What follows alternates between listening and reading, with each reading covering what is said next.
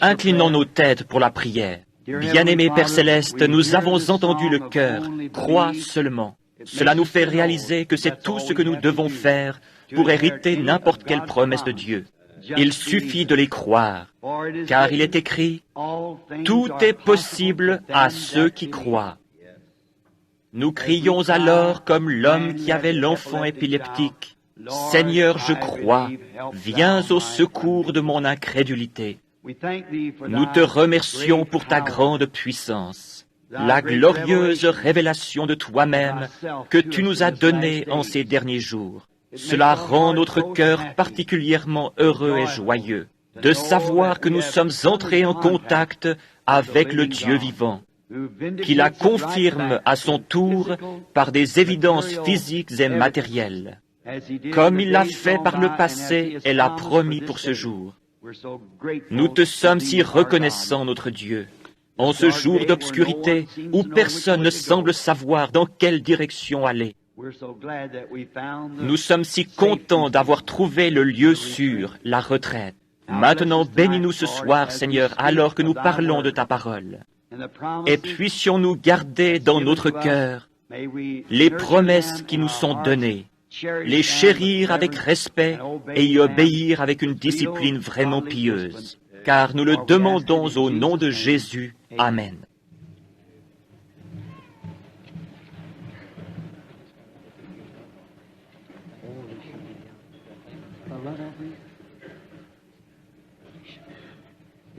Une offrande d'amour? Vous n'auriez pas dû faire cela. Qui l'a fait? Est-ce vous le coupable? Je m'en prenais à l'organisateur. Il dit qu'il a prélevé pour moi une offrande d'amour. Il n'aurait pas dû le faire. Je l'apprécie, Dieu le sait. Mais je ne suis pas venu pour cela. Merci. Que le Seigneur vous bénisse. Je ferai tout mon possible. Je la mettrai directement pour les missions à l'étranger. Je saurai ainsi que cela ira pour le royaume de Dieu. Et si le Seigneur le veut, je l'utiliserai moi-même dans ces pays, afin d'apporter ce même évangile que vous avez écouté cette semaine.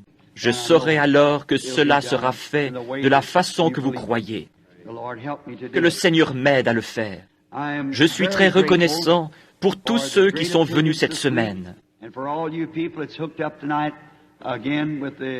Et pour vous tous qui êtes reliés ce soir de nouveau par les fils du téléphone. Et nous sommes reconnaissants envers chacun d'entre vous. Billy m'a dit ce matin, « Papa, si tu étais venu avec moi tôt ce matin, juste après le lever du jour, et que tu aies été ici dans les alentours, tu aurais vu ces mères en train de nourrir leur bébé dans la voiture. Et ces pauvres gens attendant sous la pluie que les portes s'ouvrent. Vous voyez quel hypocrite je serais si je vous disais autre chose que la vérité? Je serais vraiment ignoble. Parfois, je dois faire mal, mais ce n'est pas parce que je le veux. C'est parce que ce n'est pas moi qui fais mal, c'est la vérité.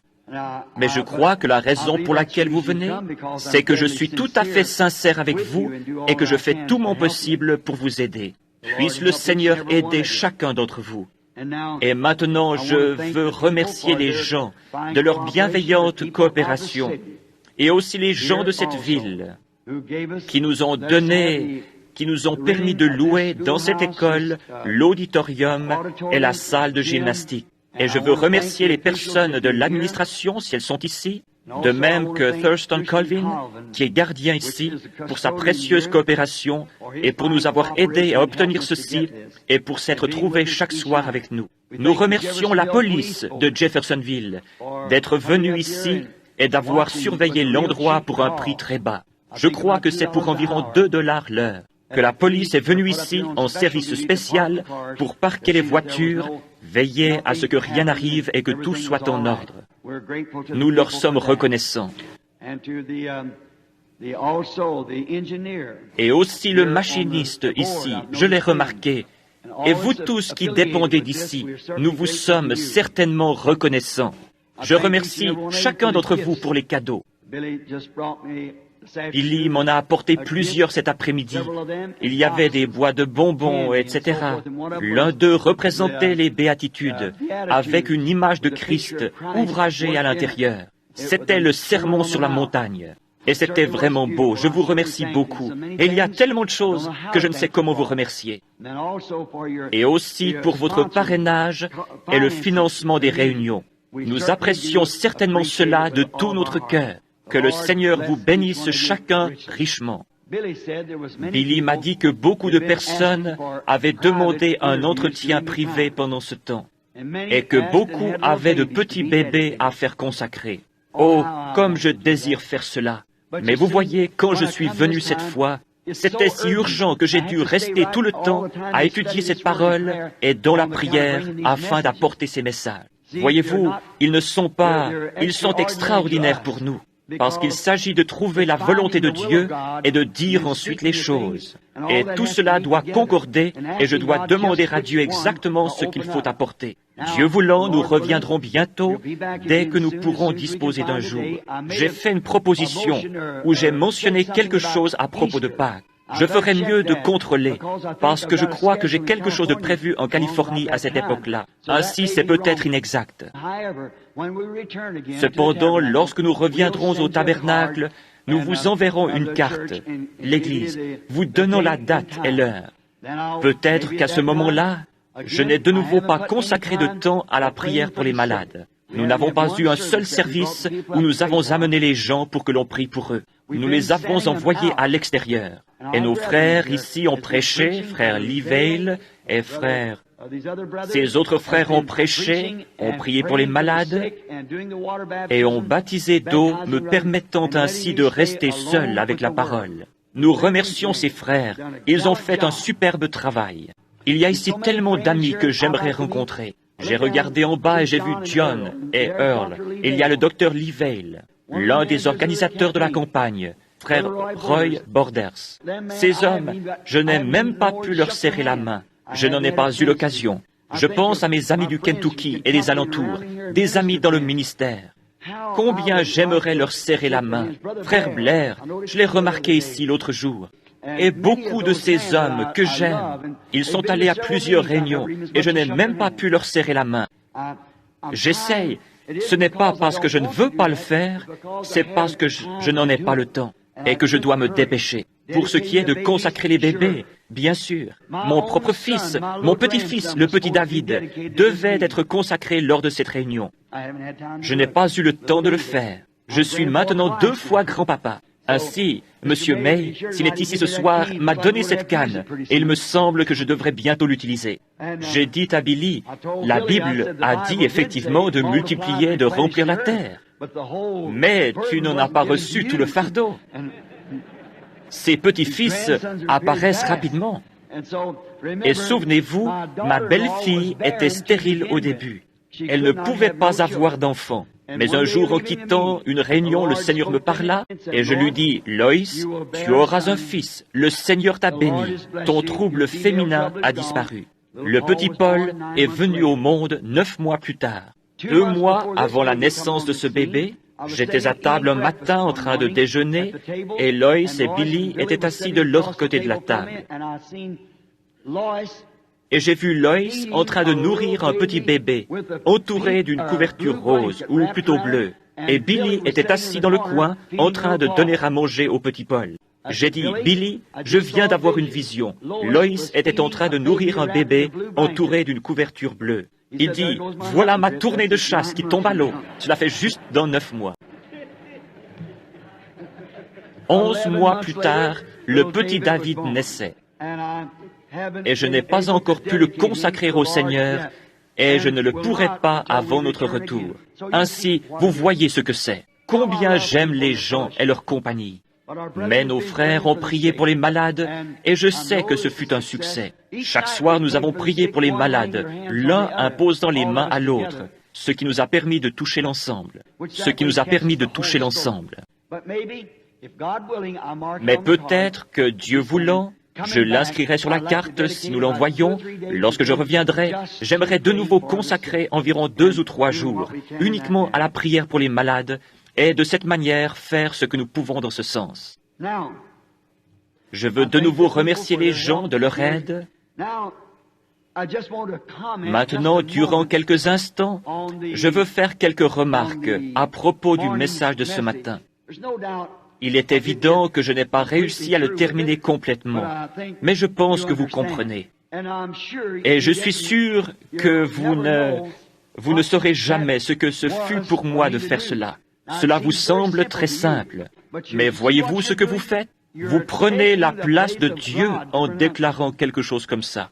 Et avant que je le fasse, il devait y avoir une réponse de la part de Dieu. Il devait descendre et il s'est montré visiblement et a donné la révélation. C'est pourquoi, voyez-vous, c'est pour l'Église. Et souvenez-vous, j'ai dit que ce que j'avais dit était seulement pour l'Église. Et afin que vous puissiez avoir confiance et que vous sachiez cela, c'est le même Dieu qui me dit là-bas, alors qu'il n'y avait pas d'écureuil, parle et dis où ils seront.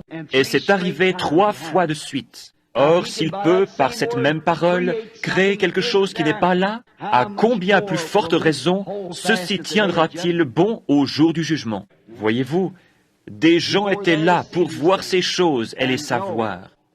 Comme Paul l'a dit par le passé, il y avait avec lui des hommes qui ont senti la terre trembler et qui n'ont pas entendu la voix, mais ils ont vu la colonne de feu. Cela m'a pourtant fait du bien, après, de voir des maris et des épouses que je sais être d'authentiques chrétiens s'embrasser en pleurant. Et écoutez, amis, Dieu confirme sa parole avec des signes et des confirmations pour prouver qu'elle est juste. La parole parlée. Maintenant, souvenez-vous, cette lumière qui était dans ce nuage, qui donna la révélation. Ma petite fille, Sarah, ici, me disait que cette école là-bas en Arizona, vit en regardant un ciel serein, ce nuage mystérieux dans cette montagne qui montait et descendait avec un feu couleur ambre, embrasé. Le professeur interrompit les cours et l'école, les amena dehors et leur dit, « Avez-vous déjà vu quelque chose comme ça? Regardez un peu. Souvenez-vous, c'est cette même lumière ambre qui est sur le rocher. » Ainsi, c'est le même Dieu, la même révélation. Il me dit, « Dis-leur de faire ceci. » C'est ce que je vous ai dit ce matin. Donc, voilà. Si mon cher ami, frère Roy Robertson est à l'écoute maintenant à Tucson. Roy, te souviens-tu de la vision que tu as eue le jour où nous étions sur la montagne? Tu es venu vers moi et ce nuage était au-dessus du sommet. En descendant, tu sais ce qu'il t'a dit? Je te l'ai dit l'autre jour à la maison. C'est ça, Roy. Fils, ne t'inquiète plus, c'est terminé. Vous ne savez pas ce que cela signifie. C'est la grâce. Il vous aime. Vous aimez-le. Servez-le humblement et adorez-le le reste de vos jours. Soyez heureux. Allez et vivez comme vous êtes. Si vous êtes heureux, continuez ainsi. Ne refaites plus jamais quelque chose de mal comme cela. Allez simplement. C'est la grâce de Dieu. Maintenant, je veux prier de nouveau avant que nous entrions dans la parole. Combien veulent prier pour moi? Je vais simplement d'une réunion à l'autre. Voulez-vous prier? Vous savez, j'aimerais vous chanter un petit chœur, nous tous ensemble, avant d'en venir à la parole. Simplement afin que nous sachions que Dieu, simplement une petite consécration. Avez-vous déjà entendu ce petit chœur? Il prend soin de toi. Par temps radieux et dans le chagrin, il prend soin de toi. La petite dame vient maintenant au piano. Oh, je veux aussi remercier cette petite dame. Je ne savais même pas qui c'était. C'est l'une des filles du diacre ici. Certainement, la petite fille de frère Wheeler, elle est devenue grande maintenant. C'était un tout petit enfant qui s'asseyait sur mes genoux il n'y a pas longtemps. Et maintenant, c'est une jeune femme. Ainsi, je la remercie certainement d'avoir utilisé son talent dans la musique. Et elle joue maintenant avec beaucoup de douceur. Voudriez-vous nous donner un accord, sœur, tous ensemble maintenant? He cares for you. He careth for you. Through sunshine or shadow, He careth for you. You love that? Let's sing it again, all together. He careth for you. He careth for you. Through sunshine or shadow, He careth for you. Frère Dow, il prend aussi soin de vous, frère. Ne l'aimez-vous pas? Inclinons maintenant nos têtes. Ô Dieu bienveillant, ces petites notes ici renferment certaines choses que je dois dire aux gens. Nous sommes de retour ici pour nous référer à ce qui a été dit ce matin, car c'est ce que les gens sont venus entendre. Je te prie, ô Dieu, de faire voir aux gens que Dieu les aime et qu'il prend soin d'eux. Et ce n'est pas moi qui l'ai donné, Seigneur. Ce fut confirmé que c'était la vérité. Ainsi je prie, Dieu bien-aimé, pour que ton amour reste toujours avec les gens. Ce soir, alors que nous devons nous séparer, après cette réunion et rentrer chez nous, il y a quelque chose qui nous tiraille intérieurement, Seigneur. Je te prie de bénir ces gens. Maintenant, alors que nous nous approchons de la parole dans la prière et que nous nous approchons de la parole écrite, nous te demandons de prendre cette parole écrite et de la rendre vivante pour nous ce soir. Et lorsque nous quitterons ensuite ce bâtiment pour nous séparer et regagner nos différentes demeures, puissions-nous dire comme ceux qui vinrent d'Emmaüs, après avoir marché avec lui toute la journée sans pourtant le reconnaître. Mais lorsqu'il les eut réunis dans la chambre ce soir-là, toutes les portes étant fermées, il fit quelque chose de semblable à ce qu'il fit avant sa crucifixion.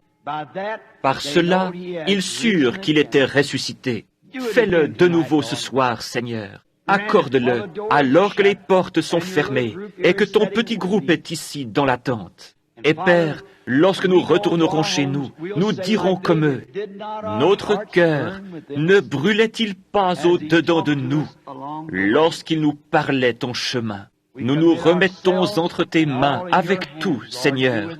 Fais avec nous comme tu juges bon. Au nom de Jésus. Amen. Maintenant, entrons rapidement dans le service et lisez avec moi, si vous le voulez bien, dans le livre des Hébreux. C'est une autre révélation sur le message que nous parlerons brièvement ce soir si le Seigneur le veut.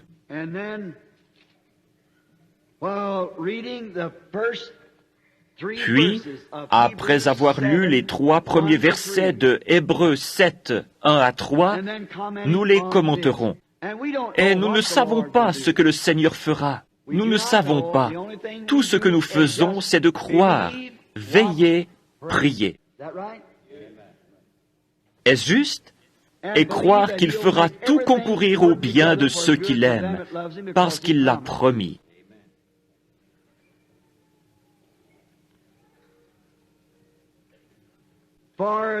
En effet, ce Melchisédek, roi de Salem, sacrificateur du Dieu Très-Haut, qui alla au-devant d'Abraham lorsqu'il revenait de la défaite des rois qui le bénit, et à qui Abraham donna la dîme de tout,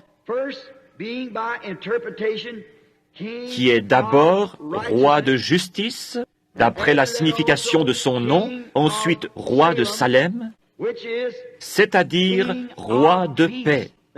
Lisons un peu plus loin.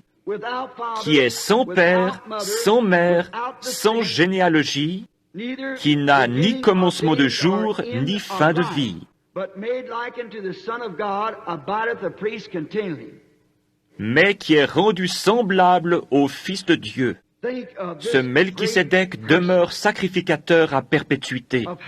Pensez à la grandeur de cette personne, à la grandeur de cet homme.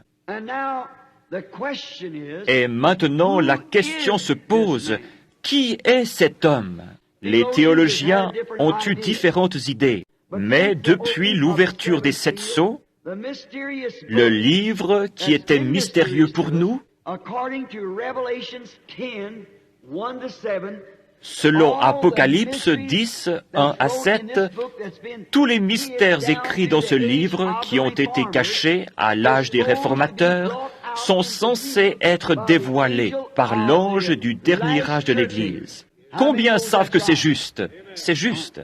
Ils sont censés être dévoilés. Tous les mystères du livre mystérieux doivent être révélés aux messagers de l'âge de Laodicée. Voyant qu'il y a beaucoup de disputes à propos de cette personne et à ce sujet, je pense qu'il nous appartient d'examiner la chose pour découvrir qui c'est. Il y a plusieurs opinions à son sujet. Certains prétendent qu'il n'est qu'un mythe, qu'il n'était pas réellement une personne. D'autres disent que c'était un sacerdoce, que c'était le sacerdoce de Melchisédek. La plupart sont de cet avis parce qu'ils disent que c'était un sacerdoce. Or, cela ne se peut pas, car au 4e verset, il est dit qu'il était une personne, un homme. Ainsi, pour être une personne, il devait être une personnalité, un homme, non pas un ordre, mais une personne. Ainsi, il n'était pas simplement l'ordre d'un sacerdoce, il n'était pas non plus un mythe, il était une personne. Et cette personne est éternelle. Si vous prenez garde, il n'avait ni père, ni mère, ni commencement, ni fin. Et qui qu'il soit, il est toujours vivant ce soir.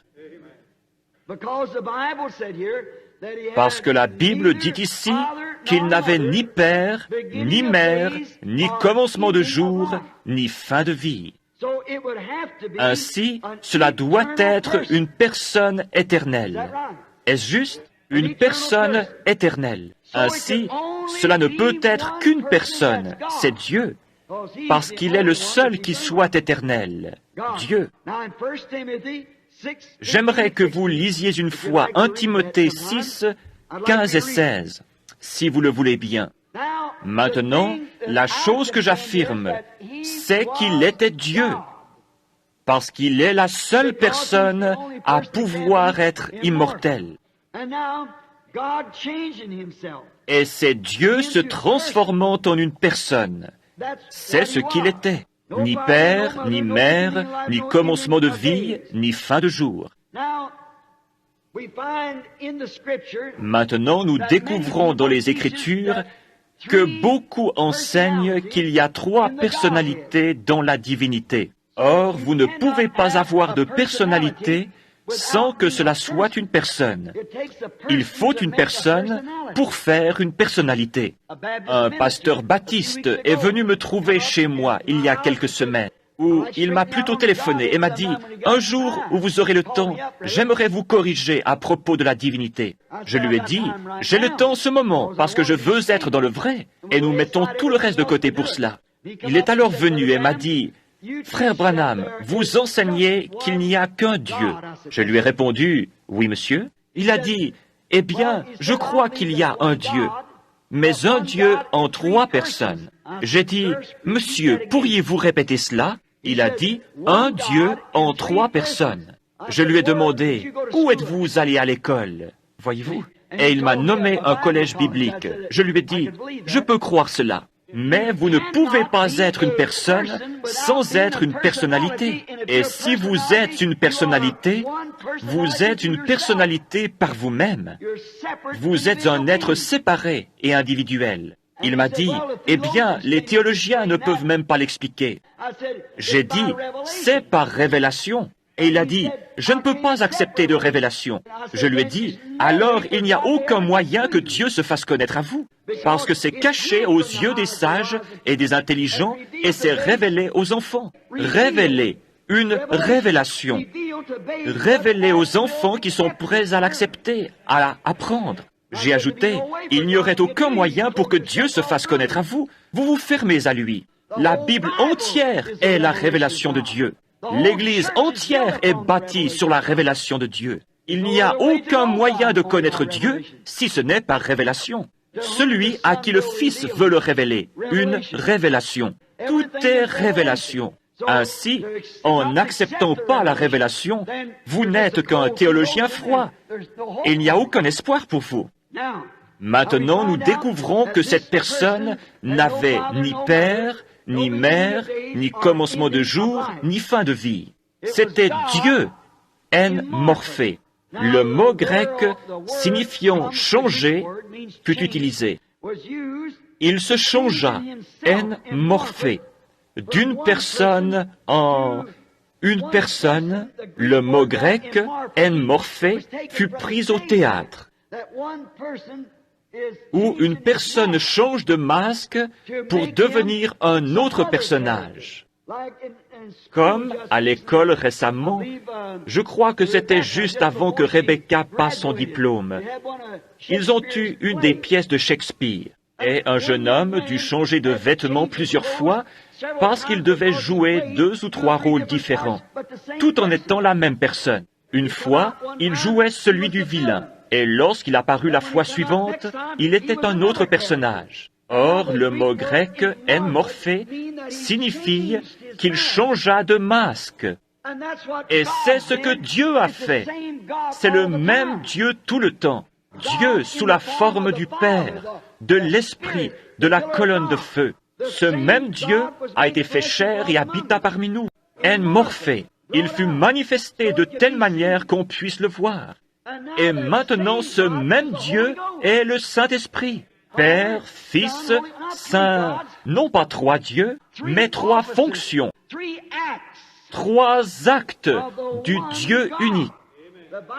La Bible dit qu'il y a un seul Dieu, mais c'est ainsi qu'il ne pouvait pas, vous ne pouvez pas redresser ceci et avoir 3 dieux. Vous ne vendriez jamais ça à un juif, laissez-moi vous le dire, à quelqu'un qui sait mieux, car il sait qu'il n'y a qu'un seul Dieu. Remarquez, c'est pareil au sculpteur qui cache son travail avec un masque. C'est ce que Dieu a fait en cet âge. Cela a été caché. Toutes ces choses ont été cachées et elles sont censées être révélées dans cet âge. La Bible dit qu'elles seraient révélées dans les derniers temps.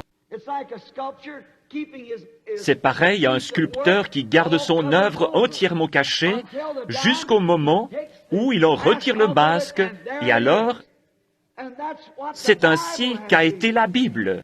Cela a été une œuvre de Dieu qui a été couverte. Et cela a été caché depuis la fondation du monde.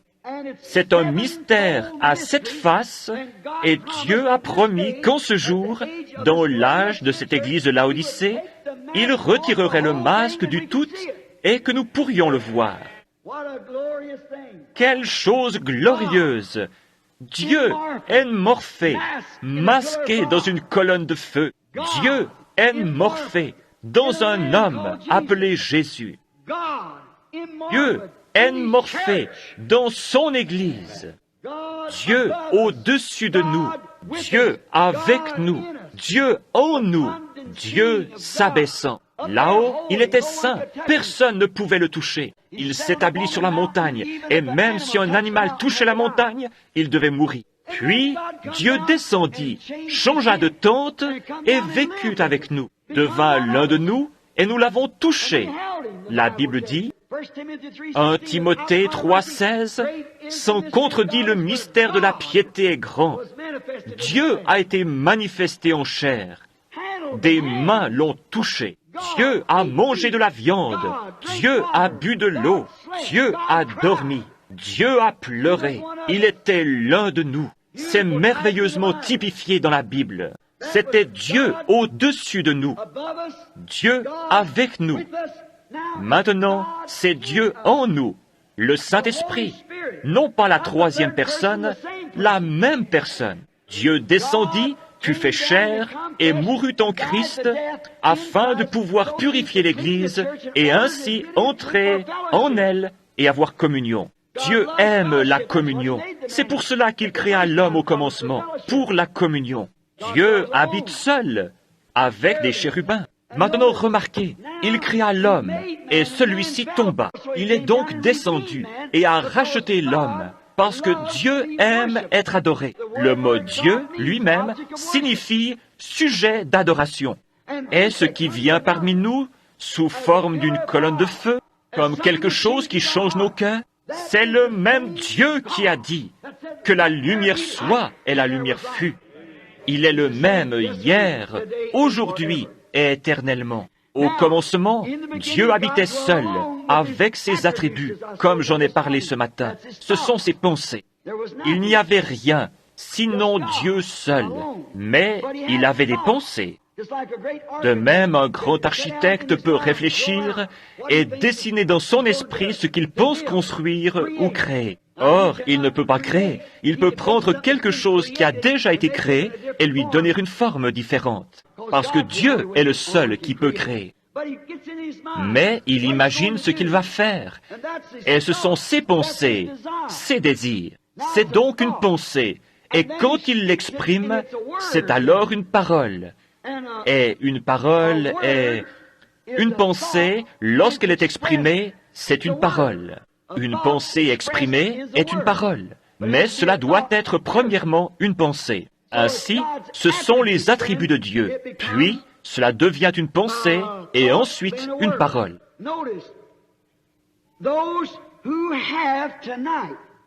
Remarquez, ceux qui ont ce soir la vie éternelle étaient avec lui et en lui, dans sa pensée, avant qu'il y ait un ange, une étoile, un chérubin ou quoi que ce soit d'autre. Ça, c'est être éternel. Et si vous avez la vie éternelle, vous avez toujours existé. Non pas votre être ici, mais la forme que le Dieu infini. S'il n'est pas infini, il n'est pas Dieu. Dieu doit être infini. Nous sommes limités, il est infini. Et il était omniprésent, omniscient et omnipotent. S'il ne l'est pas, alors il ne peut être Dieu. Il connaît toutes choses et chaque endroit à cause de son omniprésence. Omniscient le fait omniprésent. Il est un être, il n'est pas comme le vent. Il est un être, il habite dans une maison, mais étant omniscient, sachant toutes choses, cela le rend omniprésent, parce qu'il sait tout ce qui se passe. Il ne peut pas y avoir de puce qui cligne des yeux sans qu'il le sache déjà. Et il savait, avant que le monde existe, combien de fois elle clignerait des yeux et combien de suifs elle contiendrait. Ça, c'est être infini. Nous ne pouvons pas le saisir dans notre esprit, mais c'est Dieu, l'infini de Dieu. Souvenez-vous que vous, vos yeux, votre stature, tout ce que vous étiez dans sa pensée dès le commencement. Et tout ce que vous êtes, c'est l'expression parole. Après l'avoir pensé, il l'a prononcé, et vous voilà. Si ce n'est pas ainsi, si vous n'étiez pas dans sa pensée, il n'y a aucun moyen du tout pour vous d'être un jour là-bas, car il est celui qui donne la vie éternelle. Vous vous souvenez, comme nous avons lu dans l'Écriture, cela ne dépend ni de celui qui veut, ni de celui qui court, mais de Dieu. Et afin que sa prédestination demeure vraie, il a pu choisir, avant n'importe quel temps, qui... Dieu est souverain dans son choix. Le saviez-vous? Dieu est souverain. Qui était là-bas pour lui indiquer une meilleure façon de faire le monde? Qui oserait lui dire qu'il dirige mal son affaire? Même la parole elle-même est souveraine. Même la révélation est souveraine. Il révèle à qui il veut. La révélation elle-même est souveraine en Dieu. Voilà pourquoi les gens cognent sur les choses, bondissent sur les choses, frappent sur les choses, ne sachant pas ce qu'ils font. Dieu est souverain dans ses œuvres. Maintenant, nous le trouvons au commencement avec ses attributs. Vous étiez alors avec lui. C'est à ce moment-là que le livre de vie apparaît. Maintenant, nous lisons ici dans Apocalypse au chapitre 13, le verset 8, que la bête qui viendra sur la terre en ces derniers jours séduira tous les gens qui s'y trouvent et dont les noms ne furent pas écrits dans le livre de vie de l'agneau avant la fondation du monde. Pensez-y, avant que Jésus naisse, 4000 ans avant qu'il vienne sur la terre, et plusieurs milliers d'années avant que vous y veniez, Jésus, dans la pensée de Dieu, mourut pour les péchés du monde. Et le livre de vie fut fait, et votre nom fut placé dans ce livre de vie avant la fondation du monde. C'est la vérité de la Bible. Voyez-vous, votre nom fut ordonné de Dieu et placé dans le livre de vie avant la fondation du monde. Vous étiez là dans ses attributs. Vous ne vous en souvenez pas? Non, parce que vous êtes simplement une partie de sa vie. Vous êtes une partie de Dieu lorsque vous devenez un fils ou une fille de Dieu. De même que vous êtes une partie de votre Père terrestre. C'est vrai. Vous êtes, le mâle porte l'hémoglobine, le sang. Et lorsque cela a passé dans l'œuf, alors vous devenez une partie de votre Père. Et votre mère est aussi une partie de votre Père. Ainsi, vous êtes tous une partie de votre Père. Gloire! Cela laisse complètement la dénomination de côté. Certainement, Dieu en tous, le seul endroit. Remarquez maintenant son attribut. Donc, l'attribut fut premièrement Dieu. La pensée, l'attribut lui-même, tout en un, sans être exprimé. Puis, deuxièmement, lorsqu'il l'exprima, il devint alors la parole. Ensuite, la parole a été faite chair et a habité parmi nous. Jean chapitre 1er et verset 1er. Remarquez, c'est au commencement. Mais avant se trouve ce qui est éternel. Remarquez, au commencement était la parole. Lorsque le temps commença, c'était la parole. Mais avant d'être la parole, c'était un attribut, une pensée. Puis, elle fut exprimée. Au commencement, il y avait l'expression, la parole. Maintenant, nous arrivons à l'endroit où se trouve Melchisédek. C'est cette personne mystérieuse. Au commencement était la parole, et la parole était avec Dieu, et la parole était Dieu. Puis la parole a été faite chair, et elle a habité parmi nous. Maintenant, retenez ça là. Remarquez, son premier être était esprit, Dieu surnaturel. D'accord? Le grand éternel. Deuxièmement, il commença à se donner une forme, se rapprochant de la chair, dans une théophanie, comme on l'appelle. La parole, un corps. C'est donc l'état dans lequel il était lorsqu'il rencontra Abraham et qu'il fut appelé Melchisédek. Il était sous la forme d'une théophanie. Maintenant, nous allons y arriver et prouver cela dans quelques minutes, si le Seigneur le veut. Il était la parole. Une théophanie, c'est quelque chose que vous ne pourriez pas voir. Cela pourrait être ici même, en ce moment, et vous ne pourriez pourtant pas le voir. C'est pareil à la télévision. C'est dans une autre dimension. La télévision, des gens en ce moment se déplacent dans cette salle en chantant. Il y a aussi des couleurs, mais l'œil est sensible aux 5 sens seulement. Ou plutôt, tout votre être est sensible aux 5 sens seulement. Et vous n'êtes sensible qu'à ce que vous pouvez voir dans les limites de la vue. Mais il y a une autre dimension qui peut être perçue après transformation au moyen de la télévision. La télévision ne fabrique pas d'image. La télévision ne fait que la conduire dans un circuit et ensuite l'écran de télévision la capte. Mais il y a l'image pour commencer. La télévision était là lorsqu'Adam était là. La télévision était là lorsqu'Élie était sur le mont Carmel. La télévision était là lorsque Jésus de Nazareth marcha sur les côtes de la Galilée. Mais c'est seulement maintenant que vous la découvrez. Il ne l'aurait pas cru à ce moment-là. Vous auriez été traité de fou si vous aviez dit quelque chose comme cela. Mais maintenant, c'est devenu une réalité.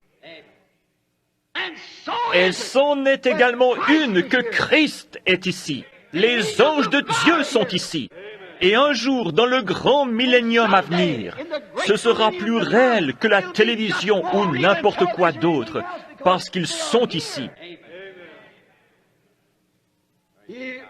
Il se révèle dans sa grande forme qu'il prétend, alors qu'il change de masque, en morphée, dans ses serviteurs et prouve qui il est.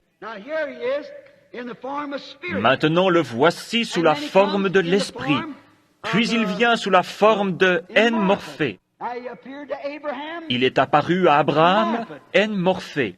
Lorsqu'Abraham revint de la défaite des rois, il rencontra Melchisédek et lui parla. Dernièrement, j'ai lu dans le journal de Tucson un article racontant le cas d'une femme qui, alors qu'elle roulait à, je crois, 60 ou 80 km à l'heure, heurta un vieil homme qui portait un pardessus. Elle poussa un cri et arrêta sa voiture. Il fut projeté en l'air, là, au milieu du désert. Et elle courut en arrière pour le retrouver, et il n'était pas là. Ainsi, que fit-elle? Des gens, derrière elle, virent cela arriver. Ils virent ce vieil homme être projeté en l'air et son pardessus tournoyer. Ils coururent donc en arrière pour regarder. Ils ne purent trouver l'homme nulle part. Ils appelèrent la police. Celle-ci vint examiner l'endroit. Il n'y avait là personne. Eh bien, chacun d'entre eux témoigna que la voiture fit un soubresaut et heurta l'homme. Il s'éleva en l'air et tout le monde vit cela. Des témoins se trouvant dans 2 ou 3 voitures virent ceci arriver.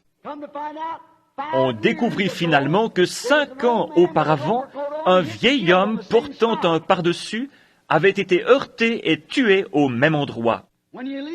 Lorsque vous partez d'ici, vous n'êtes pas mort, vous devez revenir, même si vous êtes un pécheur, et être jugé d'après les œuvres faites dans le corps. Si cette tente où nous habitons sur la terre est détruite, nous en avons une autre qui nous attend.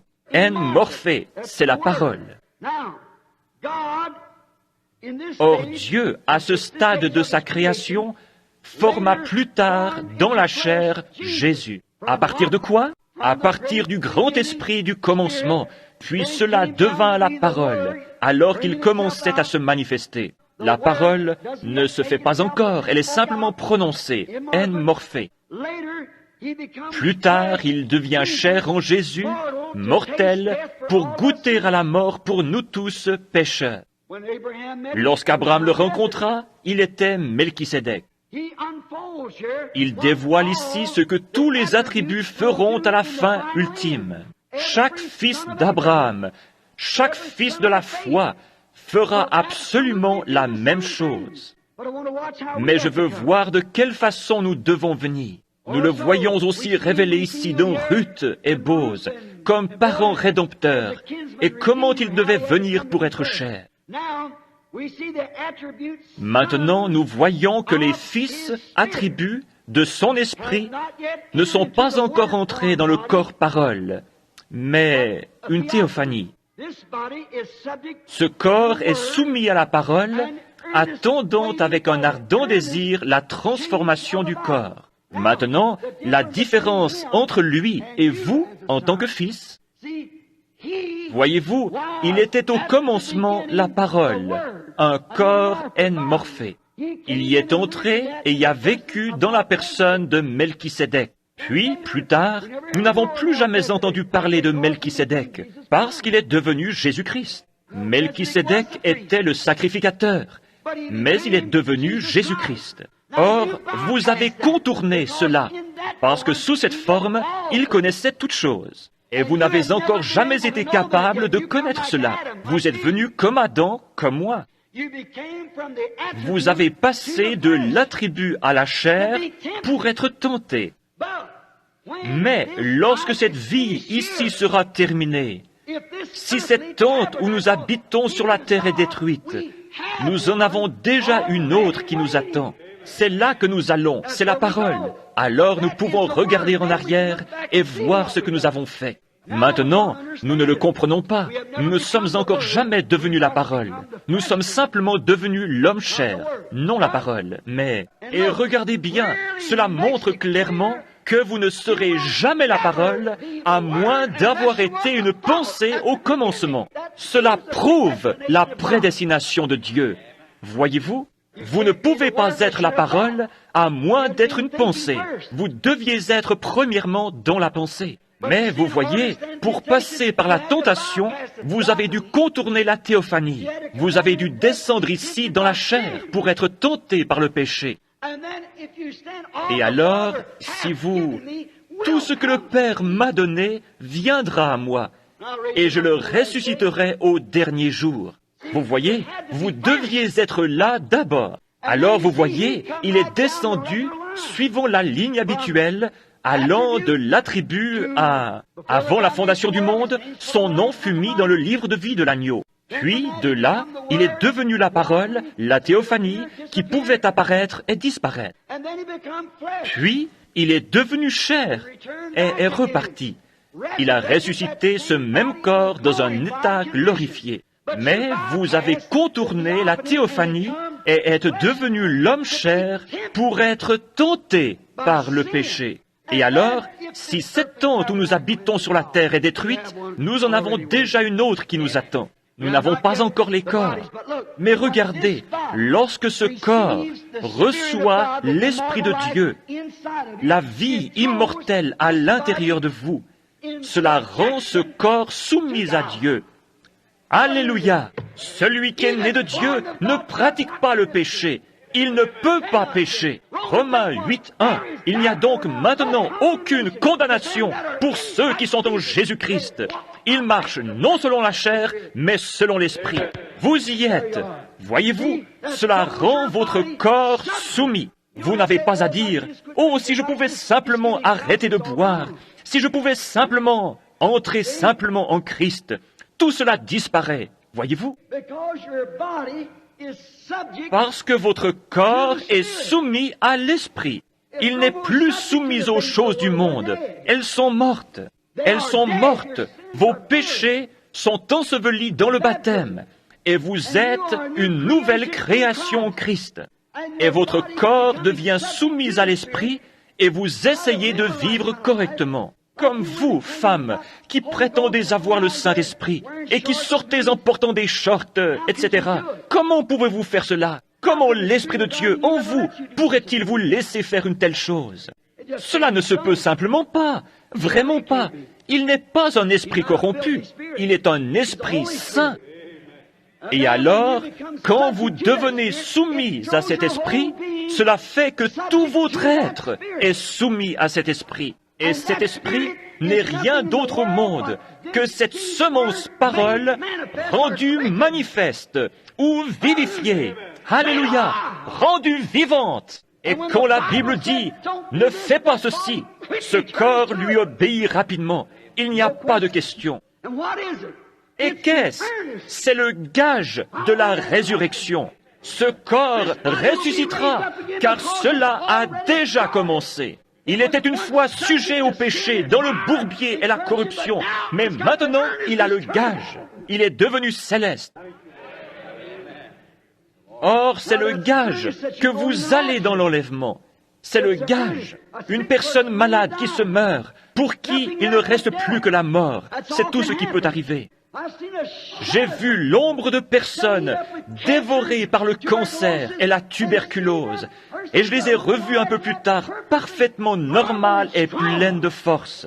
S'il n'y a pas de guérison divine, alors il n'y a pas de résurrection, parce que la guérison divine est le gage de la résurrection. Amen. Vous savez ce que sont les arts, n'est-ce pas?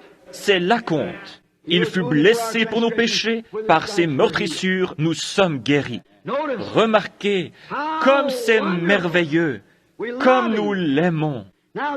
Maintenant, ce corps est soumis à l'Esprit. Nous n'avons pas encore pris la forme de la parole.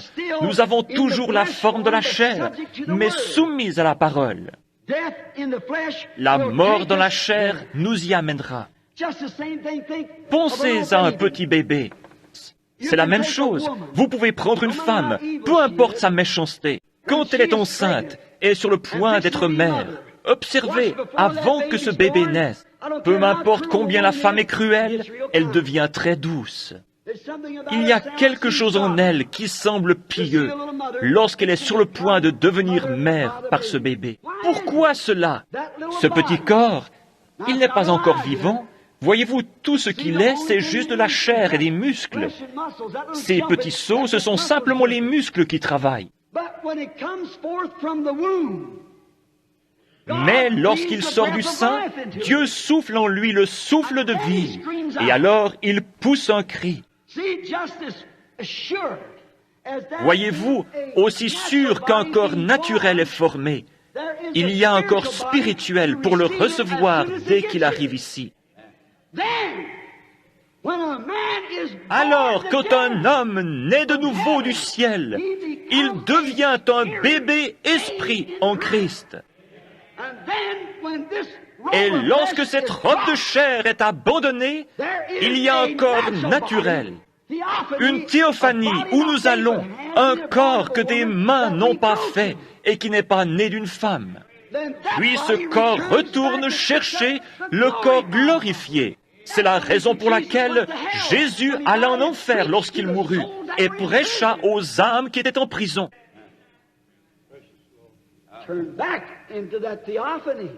Il était revenu à cette théophanie. Oh, c'est merveilleux! Merci Seigneur.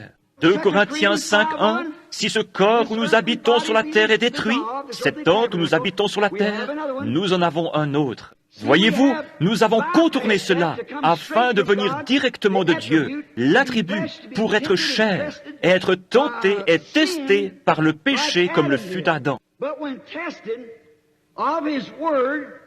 Mais lorsque le test de sa parole est terminé, alors nous sommes amenés à ce corps qui fut préparé pour nous avant la fondation du monde.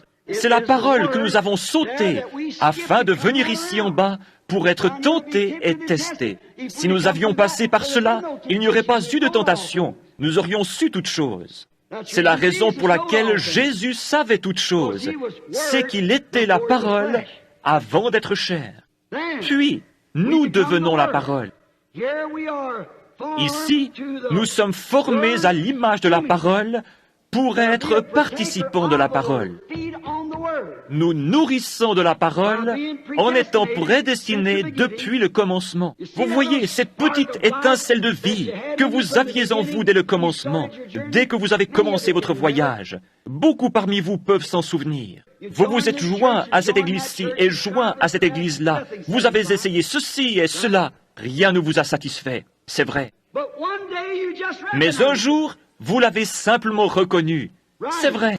L'autre soir, j'enseignais quelque part. Je crois que c'était en Californie ou en Arizona, à propos de... Je crois que j'ai raconté ici la petite histoire de l'homme qui a placé un œuf d'aigle sous une poule. Et quand cet aigle était clos, c'était l'oiseau le plus amusant que ces poulets aient jamais vu. Mais il s'est promené de ci, de là, il n'était pas à sa place parmi eux, parce qu'il n'arrivait simplement pas à comprendre comment cette poule pouvait glousser, gratter sur ce tas de fumier et manger ça. Il ne pouvait pas saisir cela. Elle disait, « Viens ici et fesse-toi, mon chéri. » Eh bien, il était un aigle.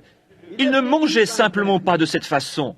Ce n'était pas sa nourriture. Elle attrapait des sauterelles, etc., vous savez, et appelait les petits poussins. Et tous ces petits poussins s'en allaient manger en gazouillant. Mais le petit aigle ne pouvait simplement pas le faire. Cela ne lui paraissait pas juste.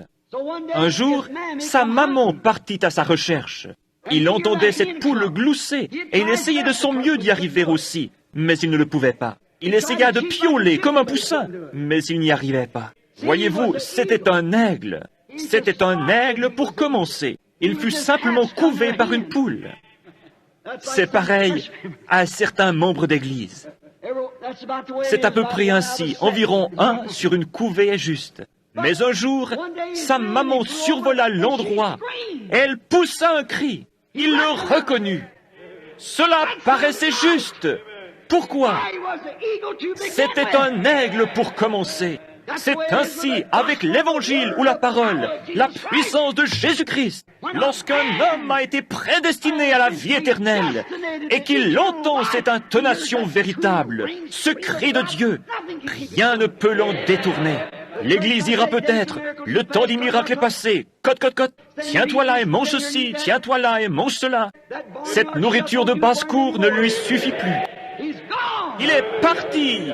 Tout est possible. Il s'élève du sol. C'est ce qui ne va pas avec tant de chrétiens aujourd'hui. Ils ne peuvent pas décoller du sol. La vieille maman lui a dit, « Fils, sauve, tu es un aigle. Monte ici vers moi. » Il dit, « Maman, je n'ai jamais sauté de ma vie. » Elle dit, « Eh bien, saute quand même. Tu es un aigle pour commencer. Tu n'es pas un poulet. » Il fit donc son premier saut et battit des ailes. Il ne réussit pas trop bien, mais il décolla du sol. C'est ainsi que nous faisons. Nous acceptons Dieu par la foi, d'après la parole écrite. Il y a quelque chose là-dedans. Voyez-vous, cette vie éternelle, vous y étiez prédestinés. Son grand-papa et sa grand-maman étaient des aigles. C'était un aigle depuis le début.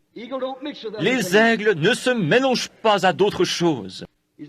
Ce n'est pas un hybride du tout, c'est un aigle.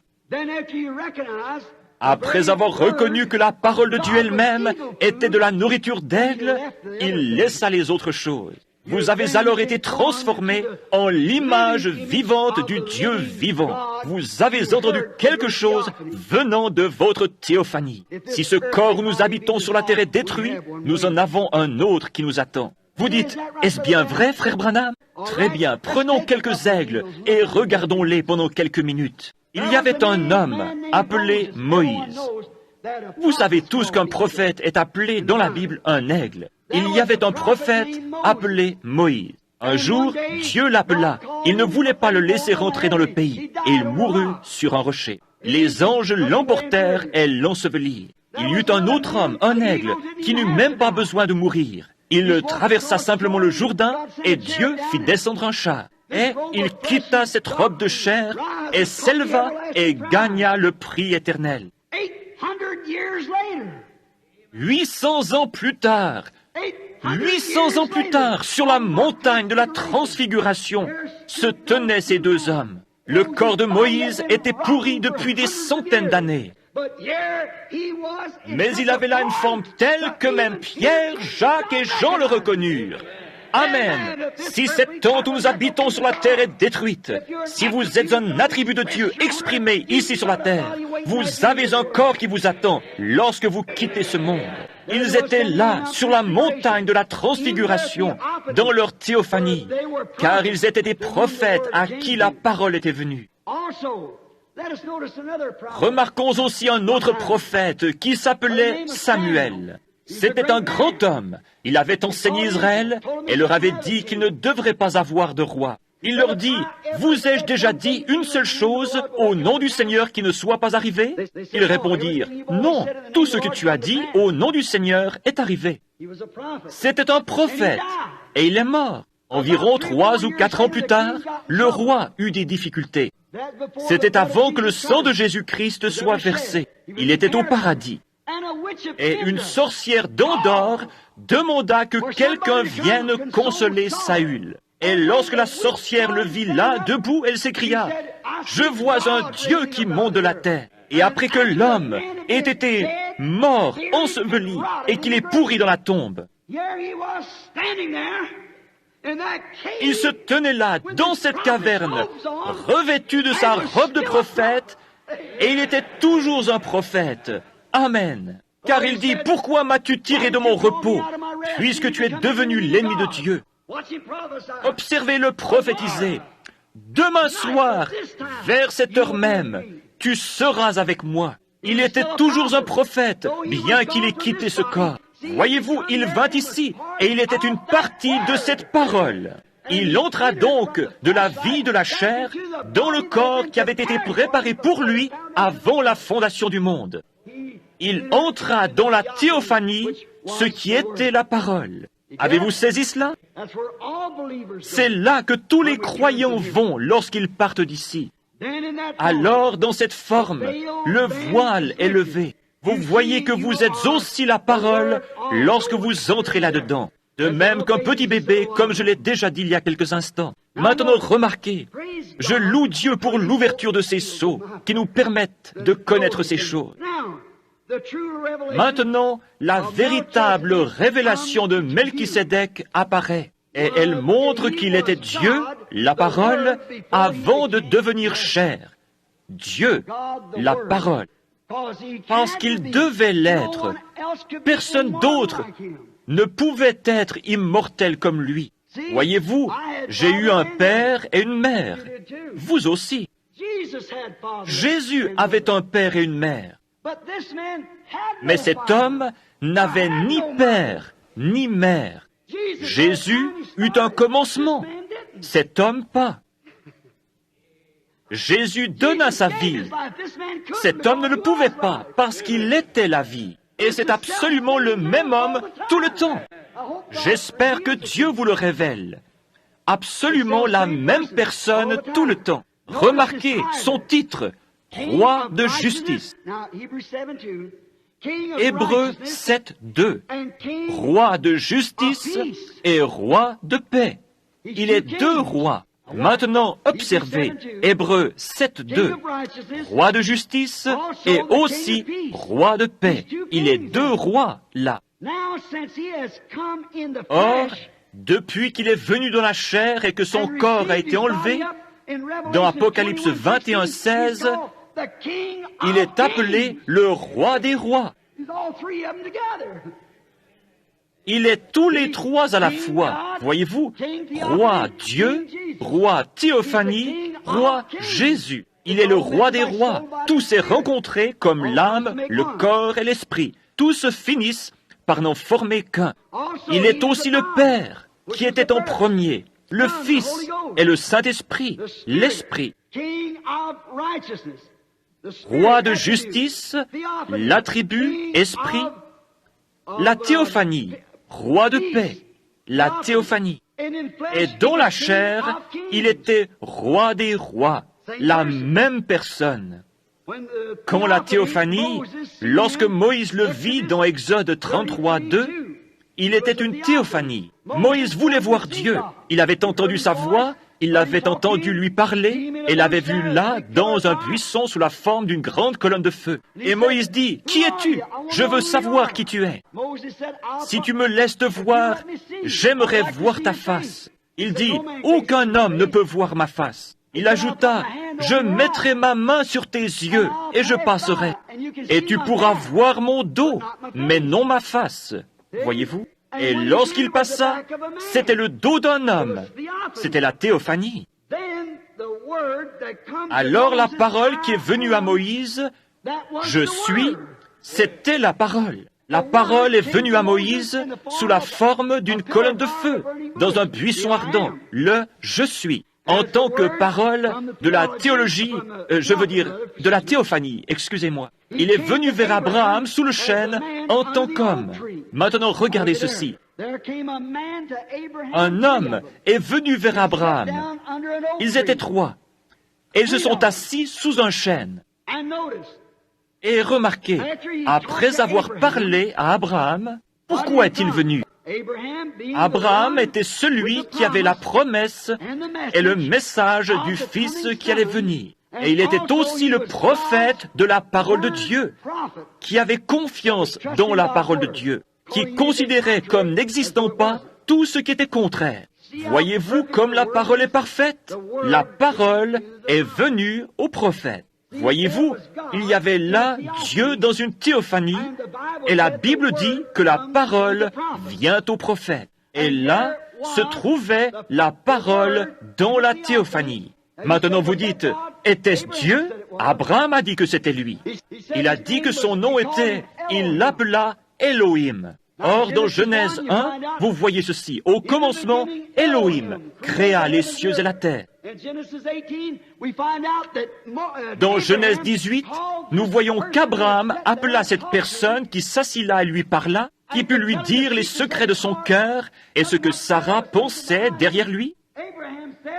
Abraham dit, c'est Elohim. Il était sous la forme de théophanie. Vous saisissez cela? Remarquez, après, maintenant nous découvrons qu'il était alors sous la forme d'une théophanie. Il l'appela Seigneur Dieu, Elohim. Nous découvrons dans Genèse 18 que c'est juste. Maintenant, remarquez, Abraham Ils étaient trois ensemble. Toutefois, lorsqu'Abraham les rencontra, il dit « Mon Seigneur ». Mais lorsque Lot, là-bas à Sodome, deux d'entre eux y allèrent, lorsqu'il les vit venir, il dit « Mes Seigneurs ». Voyez-vous, que s'est-il passé? Premièrement, Lot n'était pas un prophète. C'est vrai. Il n'était pas non plus le messager de l'heure. Aussi, n'avait-il pas de révélation à propos de lui? C'est exact. Lot pouvait les appeler seigneurs, au pluriel. S'il y en avait une douzaine, il aurait toujours pu les appeler seigneurs, au pluriel. Mais peu importe combien Abraham envoyait, c'était toujours un seigneur. Voilà Dieu. C'est Melchisédek. Remarquez, une fois la bataille terminée, Melchisédek servit à son enfant victorieux la communion. Pensez-y, une partie de lui-même. Maintenant, nous voulons voir ici, sous la forme de type, la communion. Après la bataille, il donna une partie de lui-même, parce que la communion est une partie de Christ. Une fois la lutte terminée, et après avoir été bien secoué, c'est alors que vous goûtez à Christ et devenez une partie de cet être. Vous saisissez cela? Jacob lutta toute la nuit et ne voulut pas le laisser partir, qu'il ne les bénit. C'est juste. La bataille pour la vie. Et une fois la bataille terminée, alors Dieu vous donne une partie de lui-même. C'est sa véritable communion. Le petit morceau de pain et l'hostie ne font que la représenter. Vous ne devriez la prendre que si vous avez combattu jusqu'au bout et que vous êtes devenus une partie de Dieu. Souvenez-vous qu'à ce moment-là, la communion n'avait pas été instituée. Elle ne le fut qu'avant la mort de Jésus-Christ, des centaines et des centaines d'années plus tard. Mais après que son fils Abraham eut remporté la victoire, Melchisédek le rencontra et lui donna du vin et du pain, montrant que lorsque cette bataille terrestre est terminée, nous le rencontrerons dans les cieux et prendrons à nouveau la communion. Ce sera le souper des noces. Je ne boirai plus désormais de ce vin, ni ne mangerai du fruit de la vigne, jusqu'à ce que j'en mange et en boive du nouveau avec vous dans le royaume de mon Père. Est-ce juste? Remarquez de nouveau, Melchisédek alla à la rencontre d'Abraham avant qu'il arrive chez lui. Quel type magnifique nous avons ici! Melchisédek rencontrant Abraham après la bataille, avant que celui-ci arrive chez lui. Nous rencontrons Jésus dans les airs avant d'arriver chez nous.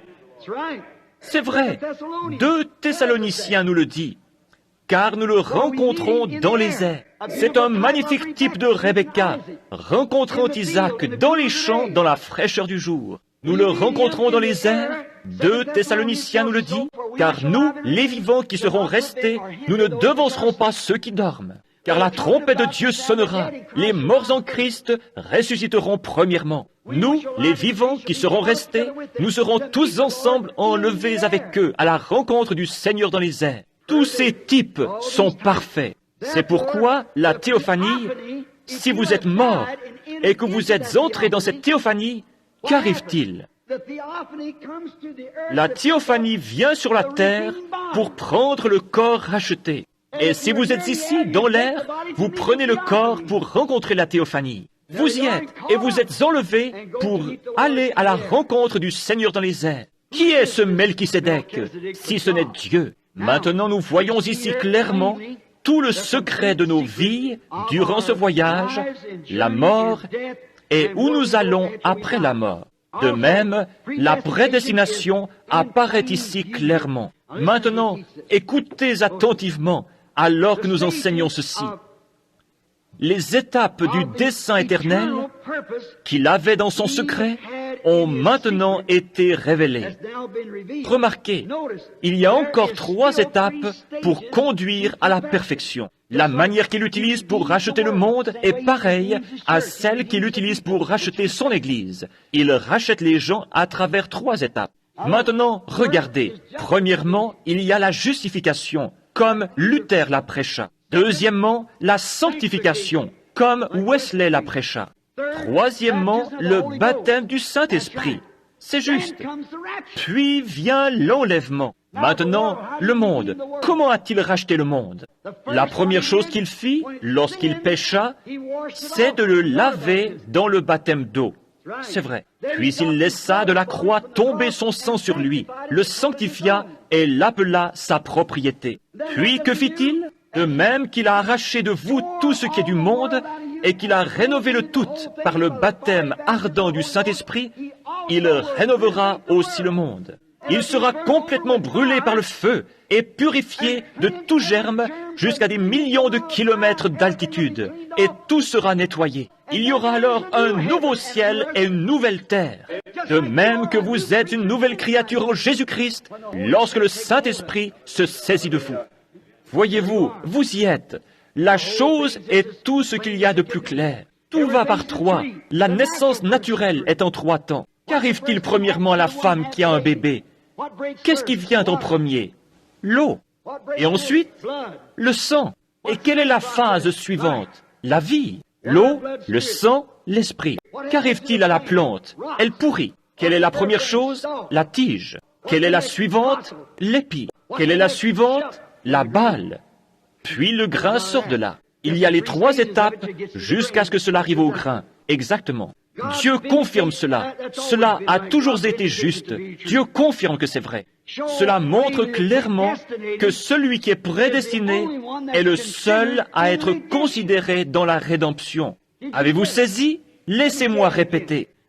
Celui qui est prédestiné est le seul à être considéré dans la rédemption. Les gens peuvent agir comme s'ils l'étaient ou penser qu'ils le sont, mais la véritable rédemption est pour ceux qui sont prédestinés.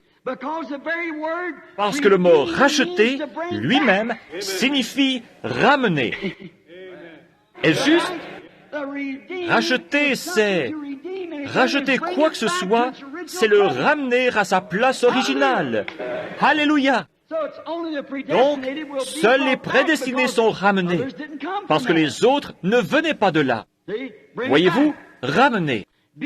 Étant au commencement éternels avec lui, la vie éternelle que vous aviez, la pensée qu'il avait de vous, il voulait seulement que vous, il voulait que je me tienne à la chair, par exemple. Il voulait que vous soyez assis là, ce soir. Nous accomplissons alors son dessein éternel. Et celui qui a quitté la maison est venu sur la terre seulement pour accomplir son dessein. Est-ce juste? Très bien. Alors, une fois que c'est terminé, il est ramené dans un état glorifié. Il est mûr et ramené. Ce n'est pas étonnant que Paul ait pu dire, alors qu'il construisait le billon sur lequel on allait lui couper la tête, « Ô mort, où est ton aiguillon? Ô tombe, où est ta victoire? Mais grâce soit rendue à Dieu qui nous donne la victoire. » Il ajouta, « Ô mort, dis-moi comment tu peux arriver à me faire crier. Tombe, dis-moi comment tu vas me retenir. Car je suis en possession de la vie éternelle. » Amen. Il le reconnut. La mort, l'enfer, la tombe, rien ne pouvait le retenir. Et rien ne peut nous faire de mal. Nous avons la vie éternelle. Il réalisa qu'il était béni dans le fait qu'il avait la vie éternelle. C'est comme une petite goutte de rosée. Si je comprends ce qui se passe, je ne m'y connais pas trop en chimie. Mais il doit se trouver que le refroidissement de l'humidité ou de l'atmosphère est lorsque la nuit devient froide et obscure. Cela tombe du ciel et forme des gouttes sur le sol. C'est tombé de quelque part. Le lendemain matin, avant le lever du soleil, cette petite goutte se trouve là, toute frissonnante. Mais laissez simplement le soleil se lever et regardez-la commencer à briller. Elle est heureuse. Pourquoi? Le soleil va l'appeler et la faire revenir à l'endroit d'où elle venait. Et c'est ainsi avec un chrétien. Alléluia! Nous savons, lorsque nous entrons dans la présence de Dieu, il y a quelque chose en nous qui nous dit que nous venons de quelque part et que nous y retournons par cette puissance qui nous attire. La petite goutte de rosée étincelle, brille et jubile parce qu'elle sait qu'elle vient de là-haut et que ce soleil va l'y faire remonter. Et un homme qui est un attribut de Dieu, né de Dieu, sait Alléluia! Lorsqu'il entre en contact avec le Fils de Dieu, qu'un jour il sera tiré en haut et quittera cet endroit. Car si je suis élevé de la terre, j'attirerai tous les hommes à moi. Amen. Maintenant, remarquez, nous voyons Melchisédek. Et pourquoi Marie n'était pas sa mère? C'est la raison pour laquelle il l'appela femme et non pas mère. Il n'avait pas de père, car il était le Père, le Père éternel, les trois en un. Il n'avait pas de mère, certainement pas. Il n'avait pas de père, car il était le Père. Comme le poète l'a dit une fois en adressant un grand compliment à Jésus, « Je suis celui qui parla à Moïse dans un buisson ardent qui brûlait. Je suis le Dieu d'Abraham, l'étoile brillante du matin. Je suis l'alpha, l'oméga, le commencement et la fin. Je suis la création entière et Jésus est le nom. » C'est vrai. Oh, qui dis-tu que je suis? Et d'où disent-ils que je suis venu? Connais-tu mon Père? Ou peut te dire son nom? Alléluia! C'est le nom du Père. Oui, je suis venu au nom de mon Père, et vous ne m'avez pas reçu. Voyez-vous, certainement, il est le même hier, aujourd'hui et éternellement. Et ce Melchisédek devint chair. Il se révéla comme Fils de l'homme. Quand il vint en tant que prophète, il vint sous trois noms de fils. Le Fils de l'homme, le Fils de Dieu, le Fils de David. Lorsqu'il était ici, sur la terre, il était un homme pour accomplir l'Écriture. Moïse a dit, « L'Éternel, votre Dieu, vous suscitera un prophète comme moi. » Il devait donc venir comme prophète. Il n'a jamais dit, « Je suis le Fils de Dieu », mais plutôt, « Je suis le Fils de l'homme ». Voyez-vous le Fils de l'homme? C'est de cela qu'il devait témoigner, parce que c'est ce qu'il était. Maintenant, il est venu sous le nom d'un autre Fils, le Fils de Dieu, l'invisible, l'Esprit. Et lorsqu'il reviendra, il sera fils de David pour s'asseoir sur son trône. Lorsqu'il était ici et qu'il fut fait chair, il fut appelé le Fils de l'homme.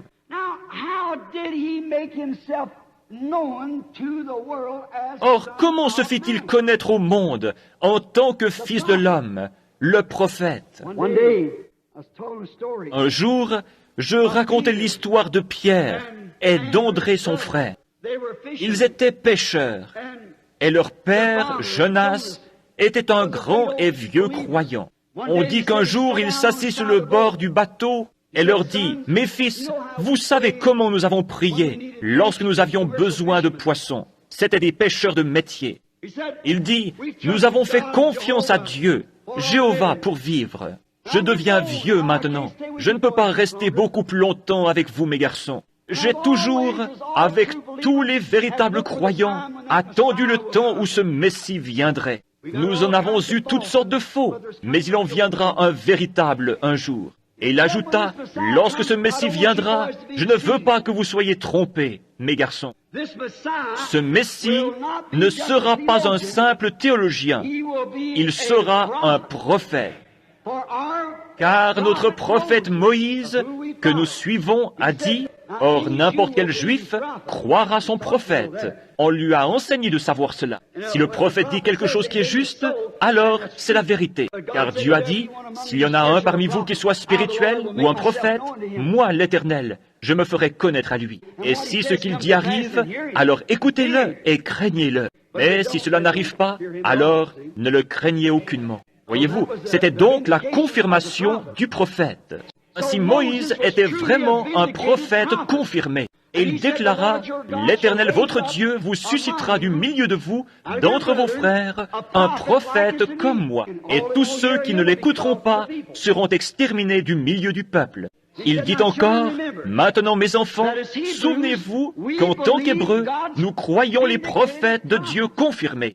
Maintenant, écoutez attentivement. Ne le manquez pas. » Et il ajouta, « Lorsque le Messie viendra, vous le reconnaîtrez, car il sera un Messie prophète. » Cela fait 400 ans depuis Malachie que nous n'avons pas eu de prophète, mais il en sera un.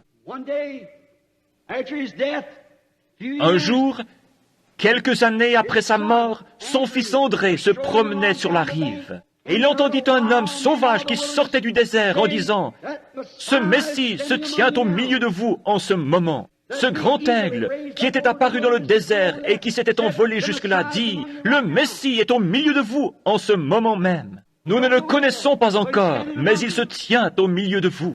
Je le reconnaîtrai parce que je verrai un signe descendre du ciel. » Un jour, il déclara, « Voici l'agneau de Dieu qui ôte le péché du monde. » Cet homme s'en alla trouver son frère et lui dit, « Simon, je veux que tu viennes là-bas. Nous avons maintenant trouvé le Messie. » « Oh, André, tu sais mieux que ça. Je sais, mais cet homme est différent. Où est-il? D'où est-il venu? Jésus de Nazareth. Cette méchante petite ville? Oh, il ne pourrait pas venir d'un endroit méchant et sale comme celui-là. Viens seulement voir. » Un jour, finalement, il le persuada de venir. Lorsqu'il arriva devant ce Messie, Jésus, qui se tenait là, en train de parler aux gens, lui dit, « Ton nom est Simon, et tu es le fils de Jonas. » Cela fit son effet. Il reçut les clés du royaume. Pourquoi? Il savait que cet homme ne le connaissait pas. Et comment le connaissait-il, lui, et ce vieux père pieux qui lui avait enseigné de quelle façon croire le Messie? Il y avait un homme qui se tenait là, appelé Philippe. Oh, il devint très excité. Il connaissait un autre homme avec qui il avait étudié la Bible. Il s'en alla de l'autre côté de la colline et le trouva là, dans son oliveraie. Il était agenouillé, en train de prier. Ils avaient eu ensemble beaucoup de leçons de la Bible. Il arriva donc là-bas et lui dit, après qu'il eut terminé de prier, « Viens voir qui nous avons trouvé, Jésus de Nazareth, le fils de Joseph. C'est lui, le Messie que nous attendons. » Je peux entendre Nathanaël dire, « Philippe, tu n'es pas parti dans la mauvaise voie, n'est-ce pas? » « Oh, non, certes non. Maintenant, laisse-moi te raconter. Tu sais que nous avons étudié la Bible ensemble. Et qu'est-ce que le prophète a dit que le Messie serait? Un prophète. Tu te souviens de ce vieux pêcheur appelé Simon, chez qui tu as acheté du poisson et qui n'avait pas suffisamment d'instructions pour pouvoir écrire son nom? Oui, bien sûr. Il est arrivé là-bas et tu sais quoi? Ce Jésus de Nazareth lui a dit qu'il s'appelait Simon, a changé son nom en celui de Pierre et lui a dit qui était son papa. Eh bien, il dit, « Je me demande, quelque chose de bon pourrait-il sortir de Nazareth ?» Il lui dit, « Ne parlons pas de cela, viens seulement voir. C'est une bonne idée, viens voir. » Voici donc Philippe qui vient avec Nathanaël. Jésus se tenait probablement là en train de parler et de prier pour les malades dans la ligne de prière. Lorsqu'il arriva à l'endroit où Jésus se trouvait, Jésus le regarda et dit, « Voici un Israélite dans lequel il n'y a point de fraude. » Maintenant vous dites, eh bien, c'est par la manière dont il était habillé. Oh non, tous les Orientaux s'habillaient de la même façon. Il aurait pu être un Syrien ou n'importe quoi d'autre, une barbe, un vêtement. Il dit, voici un Israélite dans lequel il n'y a point de fraude. En d'autres termes, un homme honnête et sincère. Eh bien, cela dégonfla un peu Nathanaël, qui lui dit alors, Rabbi, ce qui signifie maître, Rabbi, d'où me connais-tu? Comment savais-tu que j'étais juif? Comment savais-tu que j'étais honnête, que je n'avais pas de fraude? Il lui répondit, avant que Philippe t'appelât, quand tu étais sous l'arbre, je t'ai vu. 20 kilomètres plus loin, le jour précédent, à l'autre bout du pays. Qu'a-t-il dit? Rabbi, tu es le Fils de Dieu, tu es le roi d'Israël. Mais il y avait là ces prêtres prétentieux, guindés, qui disaient, cet homme est Belzébul, un diseur de bonne aventure. Jésus leur dit, je vous pardonne pour cela. Maintenant, souvenez-vous qu'ils ne le dirent jamais à haute voix, mais qu'ils le dirent dans leur cœur. Et il connut leurs pensées. C'est vrai, c'est ce que la Bible dit. Appelez ça de la télépathie si vous voulez, mais il connut leurs pensées. Et il dit, je vous pardonne pour cela. Mais un jour, le Saint-Esprit viendra et fera cette même chose après son départ. Si vous dites un mot contre lui, il ne vous sera jamais pardonné, ni dans ce monde, ni dans celui à venir. Est-ce juste? Or, c'étaient des Juifs. Un jour, il dut aller en Samarie. Mais avant de parler de ça, nous trouvons la femme, ou plutôt l'homme, qui, après avoir traversé la porte, appelée la Belle, fut guéri. Jésus connaissait sa condition et lui dit, « Prends ton lit et rentre chez toi. » Il le fit et fut guéri. Puis nous découvrons que parmi les Juifs, certains le reçurent, certains crurent cela et d'autres pas. Pourquoi ne le crurent-ils pas? Il n'était pas ordonné à la vie. Il n'était pas une partie de cet attribut. Maintenant, souvenez-vous que c'étaient des prêtres et de grands hommes. Et Jésus, pensez à ces théologiens et à ces prêtres, des hommes dans la vie desquels vous ne pourriez pas trouver une seule imperfection. Jésus dit, vous avez pour père le diable, et ce sont ses œuvres que vous faites. Si vous aviez été de Dieu, vous m'auriez cru. Si vous ne pouvez me croire, croyez aux œuvres que je fais. Elles rendent témoignage de moi. La Bible dit que Jésus est le même hier, aujourd'hui et éternellement. Jésus a dit, « Les œuvres que je fais, celui qui croit en moi les fera aussi. » Est-ce juste? Remarquez maintenant que c'était le véritable Melchisédek. Maintenant, remarquez encore, il y avait seulement 3 races de gens. Vous m'avez entendu dire que j'étais un ségrégationniste. C'est vrai, tous les chrétiens sont des ségrégationnistes. Non pas à cause d'une ségrégation de couleur, mais d'esprit. La couleur de la peau d'un homme n'a rien à voir avec lui. Il est un enfant de Dieu de naissance. Mais un chrétien, Dieu dit, séparez-moi, sortez du milieu d'eux, etc. Il est un ségrégationniste vis-à-vis de la corruption entre ce qui est juste et ce qui est faux. Mais remarquez, ils avaient alors une ségrégation raciale avec les Samaritains. Il y a seulement 3 races de gens sur la terre, si nous croyons la Bible. Ce sont les descendants de Cam, Sem et Japhet. Ce sont les 3 fils de Noé. Nous sommes tous venus de là, c'est vrai. Cela nous ramène tous à Adam, ce qui fait de nous tous des frères. La Bible dit, d'un seul sang, Dieu créa toutes les nations. Nous sommes tous frères par le sang. Un homme de couleur peut donner une transfusion sanguine à un blanc, ou vice-versa. L'homme blanc peut en donner au japonais, un jaune, ou à l'Indien, un rouge, ou je ne sais pas, peu importe. Il pourrait lui donner une transfusion sanguine parce que nous avons tous le même sang. La couleur de notre peau, l'endroit où nous avons vécu n'a rien à voir avec cela. Mais nous sommes séparés lorsque nous sortons du monde, de même qu'il fit sortir Israël d'Égypte. C'est à ce moment-là que nous nous séparons des choses du monde. Il y avait donc les descendants de Cam, Sem et Japhet. Et si nous avions le temps de remonter les généalogies, nous pourrions voir d'où sont venus les anglo-saxons. Il y avait le juif, le samaritain qui est à moitié juif et gentil, le juif s'étant marié avec les gentils à la suite des agissements de Balaam et Moab. Ils étaient samaritains et il y avait des juifs et des gentils. Or nous, anglo-saxons, nous n'avions rien à voir avec cela. Nous ne croyions à aucun Messie ni à rien d'autre. Nous n'en attendions pas un. Nous avions été amenés après. Jésus est venu chez les siens et les siens ne l'ont pas reçu. Il dit aux disciples, « N'allez pas vers les païens, allez plutôt vers les brebis perdues d'Israël. » Et il alla seulement vers les brebis perdues d'Israël. Et observez, il se manifesta en tant que fils de l'homme devant les Juifs, mais ils le rejetèrent. Les Samaritains, étant à moitié juifs et gentils, croyaient aussi et attendaient un Messie. Mais il n'en était pas ainsi pour nous. Nous étions des païens portant des massues sur le dos et adorant des idoles. Nous, les gentils.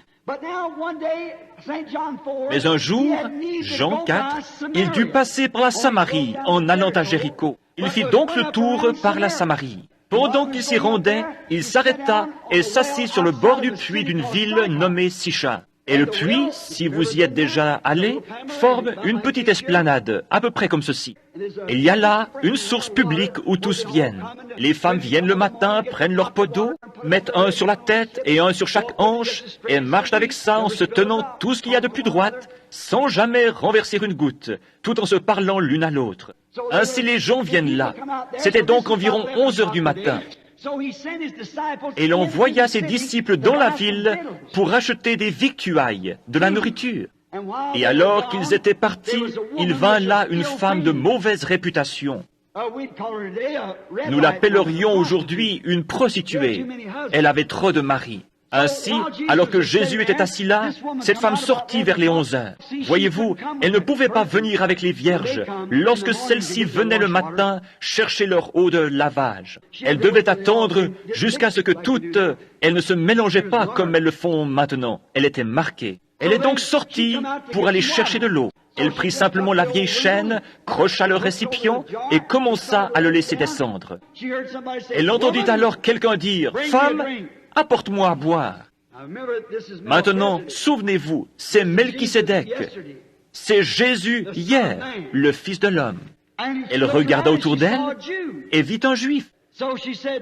Elle dit alors, « Monsieur, il n'est pas convenable qu'un Juif demande quoi que ce soit à un Samaritain. Je suis une femme de Samarie, vous avez donc parlé d'une façon déplacée. Vous n'auriez pas dû me demander une telle chose. Nous ne traitons pas les uns avec les autres. » Il lui dit, « Mais si tu savais qui est celui qui t'a parlé, tu m'aurais toi-même demandé à boire. » Elle dit, « Comment vas-tu la puiser? Le puits est profond et tu n'as rien pour le faire. » Il lui répondit, « L'eau que je donne, c'est de l'eau de vie, jaillissant jusque dans la vie éternelle. » Il lui parla jusqu'à ce qu'il ait trouvé quelle était sa condition.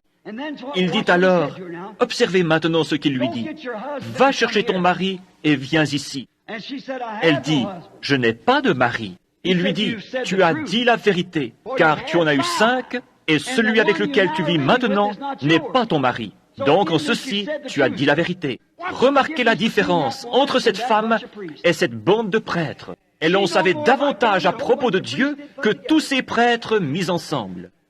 Elle dit, « Seigneur, je vois que tu es un prophète. » Elle ajouta, « Nous n'en avons pas eu un depuis 400 ans. » Cependant, nous savons que le Messie va venir, et lorsqu'il sera là, c'est ce qu'il fera. C'était le signe du Messie, car il était le Fils de l'homme. Elle dit, c'est ce qu'il fera lorsqu'il viendra. Tu dois être son prophète. Il lui dit, je le suis. Personne d'autre ne pouvait dire cela. Elle laissa tomber cette cruche d'eau et courut jusqu'à la ville en disant, « Venez voir un homme qui m'a dit ce que j'ai fait. Ne serait-ce point le Messie lui-même » Maintenant, souvenez-vous, il a promis de faire cette même chose à la fin du temps des gentils. Les Juifs avaient eu 4000 ans pour attendre ce Messie. 4000 ans d'enseignement disant qu'il allait venir et ce qu'il ferait lorsqu'il serait là. Et ils manquèrent de le voir, ils manquèrent de le reconnaître. Et lorsqu'il se fit connaître conformément aux termes bibliques, il avait été une théophanie et devint ensuite chair et habita parmi eux. Ils manquèrent de le voir et appelèrent ses œuvres les œuvres du diable. Maintenant, nous avons eu 2000 ans d'enseignement, en passant après les apôtres par l'Église catholique romaine, puis de l'Église romaine à la grecque, etc., jusqu'à l'âge de Luther, de Wesley, et encore par 900 organisations différentes. Au cours du temps, ils ont eu l'enseignement de tous ces âges. Or, il a promis que, juste avant que la fin des temps arrive, l'image de Sodome et Gomorrhe, ce qui arriva du temps de Sodome, arrivera de même à la fin des temps, où le Fils de l'homme se révélera de nouveau. Encore un peu de temps, et le monde ne me verra plus. Mais vous me verrez, car un pronom personnel, je serai avec vous et même en vous jusqu'à la consommation, la fin du monde. Je serai avec vous. Il est le même hier, aujourd'hui et éternellement. Vous voyez, d'après mon message d'hier soir, que le Samaritain venait d'Agar. Vous voyez, un type perverti. Le Juif venait de Sarah, où était Saraïte. Mais le gentil venait de Marie, la semence royale d'Abraham.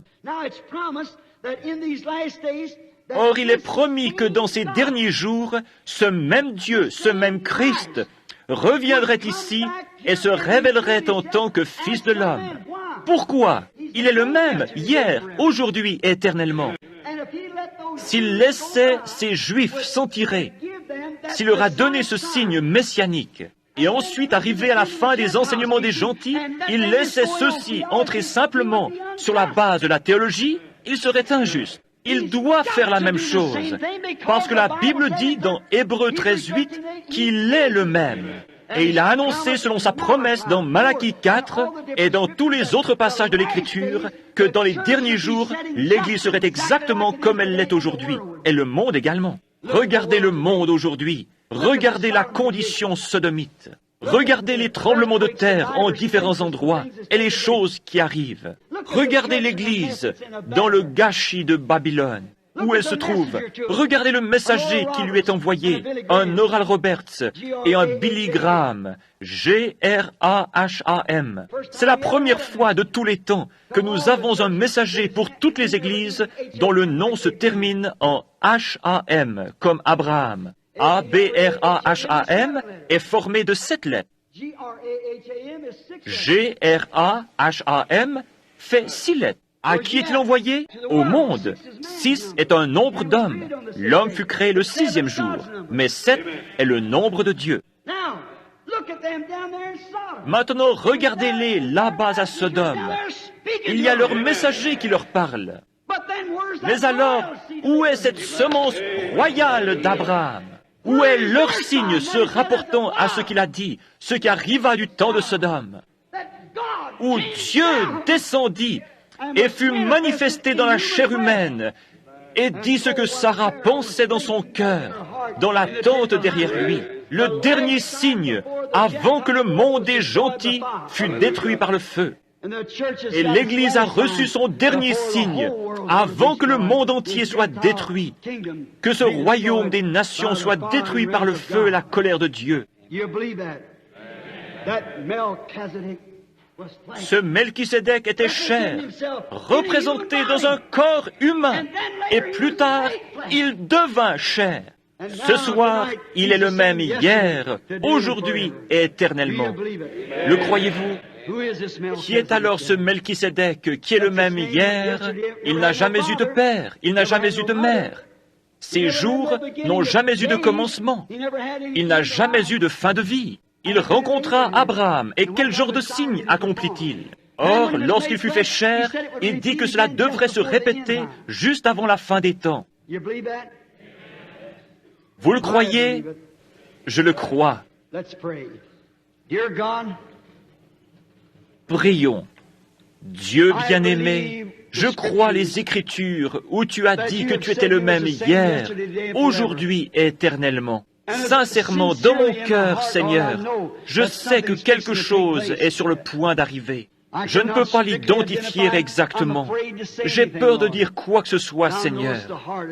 Tu connais le cœur de ton serviteur. Combien de fois, à travers les âges, quand tu envoyais des choses, les gens ne les ont pas saisies. L'homme loue constamment Dieu pour ce qu'il a fait et parle des grandes choses qu'il va faire, mais il ignore ce qu'il est en train de faire. Il en a été ainsi à travers les âges. Pourquoi l'Église romaine a-t-elle failli de voir en Saint Patrick un prophète de Dieu?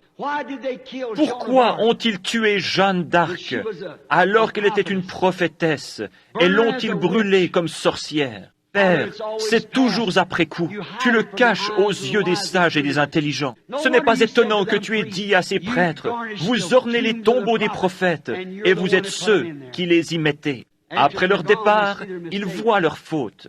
Ils te persécutent toujours, Seigneur, en quelque forme que tu viennes. Je te prie ce soir, ô Dieu, de le faire encore juste une fois. Demain, il est prévu que nous allions à Tucson. Nous devons prêcher dans d'autres parties du monde et d'autres villes. Mais Dieu bien-aimé, il y a peut-être des étrangers ici ce soir qui ont entendu prêcher des choses, mais qui ne les ont jamais vues rendues manifestes. Comme je te l'ai demandé au commencement. Lorsque ses disciples, Cléopas et son ami, venaient d'Emmaüs et marchaient sur la route, tu es sorti de derrière les buissons et tu as commencé à leur parler après la résurrection et à leur prêcher. Eh bien, il a dit, « Ô homme sans intelligence et dont le cœur est lent à croire, ne savez-vous pas que Christ devait souffrir ces choses et entrer dans sa gloire? Mais ils ne le reconnurent pourtant pas. Durant tout le jour, ils marchèrent avec toi sans pourtant te reconnaître. Comme la nuit tombait, ils te pressèrent d'entrer.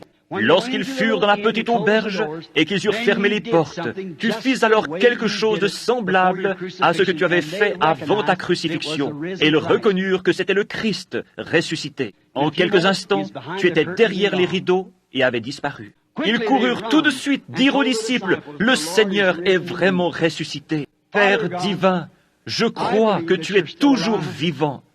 Je sais que tu l'es. Et tu nous l'as prouvé tant de fois. Pourrais-tu le faire encore juste une fois pour nous, Seigneur? Si nous avons trouvé grâce à tes yeux, permets que cela arrive encore une fois. Je suis ton serviteur, et ce sont ici tes serviteurs. Seigneur, tout ce que j'ai dit n'équivaudrait pas à juste un mot de ta part, aurait plus de valeur que ce que j'ai dit durant ces 5 soirs ou dans ces 5 messages. Juste un mot de toi apporterait davantage. Ne veux-tu pas parler, Seigneur, afin que les gens puissent savoir que je leur ai dit la vérité? Accorde-le, ô Dieu.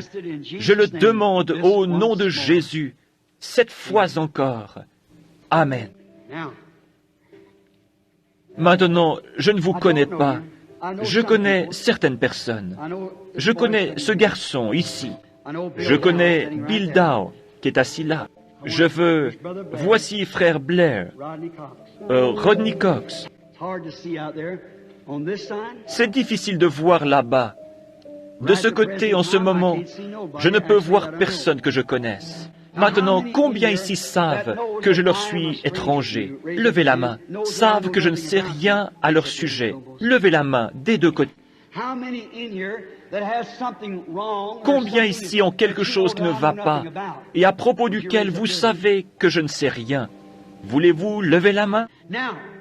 Maintenant, il me serait absolument et totalement impossible de savoir quoi que ce soit à votre sujet. Dans le cas contraire, cela devrait alors venir d'une révélation de l'Esprit. Étant donné que je vous ai dit tous ces soirs et ce soir encore qu'il n'est pas mort, il est ici et il a promis de faire la même chose. Il a aussi promis que le temps viendrait, dans les derniers jours, où, selon Malachie 4 et Luc, il apparaîtrait de nouveau, sous une forme humaine, parmi son peuple, et ferait la même chose, révélerait les mêmes choses, le même signe messianique. Combien savent cela? Vous, lecteurs de la Bible, qui savez que c'est la vérité, dites Amen. Ils doivent être tous des lecteurs de la Bible. Maintenant, je sais que c'est étranger aux gens aujourd'hui. Mais pourtant, c'est la vérité. C'est la raison pour laquelle ils ne reconnurent pas Jésus de Nazareth. Ils reconnurent le credo de leur Église, mais ils ne le reconnurent pas. Cependant, il est venu exactement comme la Bible disait. Non pas en tant que théologien ou prêtre, il est venu en tant que prophète. Et les siens ne l'ont pas reçu. Maintenant, si Dieu garde sa parole, et s'il se trouve que cela tombe sur quelqu'un que je connais, alors je prendrai quelqu'un d'autre. Voyez-vous, je veux quelqu'un que je ne connais pas. Je désire que vous priez. Maintenant, regardez, il y avait une fois une petite femme qui avait une infirmité. Elle avait dépensé son argent chez les médecins, ils ne pouvaient pas lui faire de bien. Elle dit en son cœur, si je peux toucher le vêtement de cet homme, je serai guéri. Vous vous souvenez de l'histoire? Ainsi tous essayèrent de la retenir, mais elle se faufila à travers les gens jusqu'à ce qu'elle ait touché son vêtement. Puis elle retourna s'asseoir. Maintenant, écoutez attentivement. Lorsqu'elle eut fait ça, Jésus se retourna et dit, « Qui m'a touché ?» Bien, l'apôtre Pierre le reprit. Il a peut-être dit quelque chose comme « Seigneur, ne dis pas une telle chose. Les gens croiront qu'il y a quelque chose qui ne va pas chez toi, parce que lorsque tu leur demandes de manger ta chair et de boire ton sang, ils pensent déjà que quelque chose ne va pas. Et tu dis « Qui m'a touché ?» Or, toute la foule te touche. Il répondit « Oui, mais je sens qu'une vertu est sortie de moi. » C'était un toucher différent. Or, tout le monde sait que la vertu, c'est de la force. Je suis devenu faible. Une vertu m'a quitté. Il parcourut l'auditoire des yeux jusqu'à ce qu'il ait découvert la petite femme. et lui parla alors de sa perte de sang. Elle sentit dans son corps que celle-ci s'était arrêtée. Est-ce juste? Et il dit, ta foi t'a sauvé. Or, le mot grec pour ceci est sozo, ce qui signifie absolument sauver physiquement ou spirituellement. C'est pareil, simplement sauver. Il est votre sauveur. Maintenant, si c'était lui hier et la façon dont il agissait pour prouver qu'il était parmi les gens, le Messie promis, et que c'est ainsi qu'il s'identifiait selon la promesse de la Bible, il devrait faire la même chose maintenant. Ne devrait-il pas faire la même chose? Vous dites, l'a-t-il dit à propos de la guérison des malades? Oui. Le livre des Hébreux, la partie de la Bible que je viens de lire, dit que Jésus-Christ est maintenant notre souverain sacrificateur qui peut compatir à nos infirmités. Combien savent que c'est vrai? La Bible dit cela. Il est maintenant un souverain sacrificateur qui peut compatir à nos infirmités. Donc, s'il est le même souverain sacrificateur qu'alors, comment agirait-il maintenant? Il devrait agir de la même façon qu'à ce moment-là, s'il est le même souverain sacrificateur. Maintenant, il se peut que vous... Je ne suis pas votre souverain sacrificateur. Vous pourriez me toucher, et ce serait exactement comme si vous touchiez votre mari ou votre frère, ou quelqu'un d'autre, un homme. Mais laissez votre foi le toucher et observez ce qui arrive. Maintenant, si je suis le serviteur de Dieu et que je vous ai dit la vérité, Dieu confirmera que c'est la vérité. Et cela prouvera que Jésus-Christ est vivant ce soir et qu'il se tient ici. Est-ce juste? Maintenant, ayez la foi. Juste un côté à la fois. Un côté. Vous qui êtes là, ayez la foi. Je ferais mieux de rester ici au microphone parce qu'ils ne peuvent pas m'entendre. Que quelqu'un lève simplement les yeux vers Dieu et dise, « Oh Dieu, cet homme ne me connaît pas. Il ne sait rien de moi. Je lui suis parfaitement inconnu. Mais laisse ma foi te toucher, Seigneur. Tu sais ce qui ne va pas chez moi, Seigneur. Tu sais tout ce qui me concerne. Tu sais qui je suis. De même que tu as su qui était Pierre, qui était Nathanaël, et ce qui n'allait pas chez la femme qui avait la perte de sang. Et cet homme me dit que tu es le même hier, aujourd'hui et éternellement. Alors, Seigneur, laisse ma foi te toucher. Et s'il fait cela et se révèle infailliblement ici, combien parmi vous croiront en lui de tout leur cœur? S'il le fait pour au moins une ou deux, voire trois personnes comme témoignage, que Dieu vous bénisse. Maintenant, Père divin, ceci est totalement hors de portée pour tout homme. Cela devrait être un phénomène surnaturel. Aussi, je te prie de m'aider maintenant, Seigneur. Je suis entre tes mains.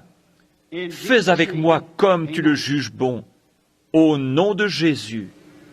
Amen. Maintenant, ne soyez pas nerveux. Dites simplement, humblement et respectueusement, « Seigneur, je te servirai. » Et ce sera une vérité que, si j'arrive à toucher ton vêtement,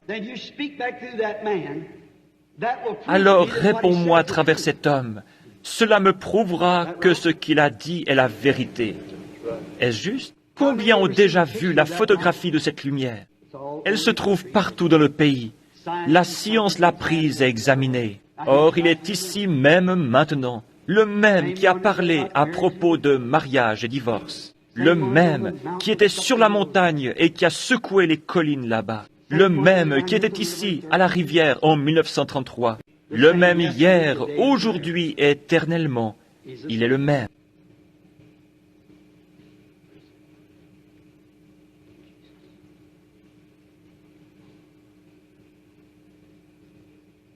Maintenant, voici une femme. Elle reconnaît en ce moment que quelque chose est arrivé. Cette lumière se tient juste au-dessus d'elle. Elle est assise là. Elle porte cette sorte de tricot vert. Je ne connais pas cette femme.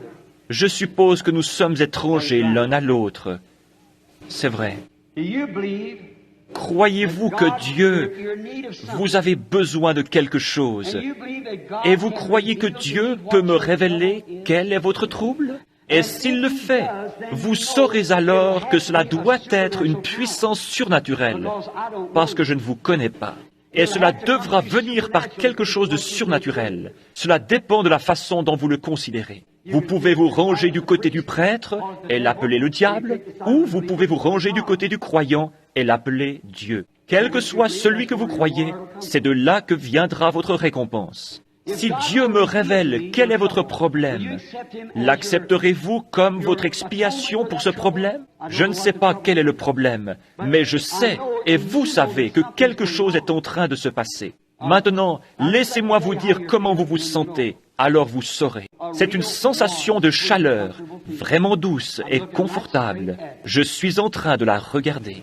C'est cette lumière ambre qui se tient près de cette femme. Et cette dame souffre d'ennui d'estomac. C'est une sorte de grosseur dans son estomac. Elle n'est pas d'ici, non. Vous venez de loin, n'est-ce pas? C'est juste. Vous venez du Wisconsin. Est-ce juste? Bien sûr. Maintenant, vous êtes guéri. Votre foi vous a guéri. Maintenant, dites-moi qui la femme a touché. Je suis à 25 mètres d'elle. Elle a touché Jésus-Christ, le souverain sacrificateur. Le croyez-vous? Je regarde maintenant une femme à qui j'ai parlé. Cette femme, je la regarde parce qu'elle est en train de prier si fort pour un homme. Elle m'a dit qu'elle avait un homme. Elle ne m'a jamais rien dit à ce sujet, mais son nom est Madame Waldrop. Elle vient de Phoenix. Elle fut ressuscitée des morts. Son médecin est venu avec les radiographies et a montré le cancer du cœur. Elle est morte dans la ligne de prière. Cela fait combien de temps, Madame Waldrop? 18 ans. Et elle est assise là ce soir, un témoignage vivant. Ces médecins sont venus à la réunion en amenant les... Ils ont dit, comment cette femme peut-elle vivre? Mais la voilà, et il n'y a aucun signe de cela. Elle a amené quelqu'un, et elle est en train de prier pour lui. Il se meurt du diabète. Maintenant ça, je le savais. Mais étant donné que vous êtes en train de prier, vous savez que je ne sais pas qui c'est, Madame Waldrop. Il vient du Missouri, et il s'appelle Monsieur... C'est juste. Maintenant vous croyez? Vous pouvez retourner chez vous et être guéri, monsieur. Cela dépend de vous, si vous le croyez.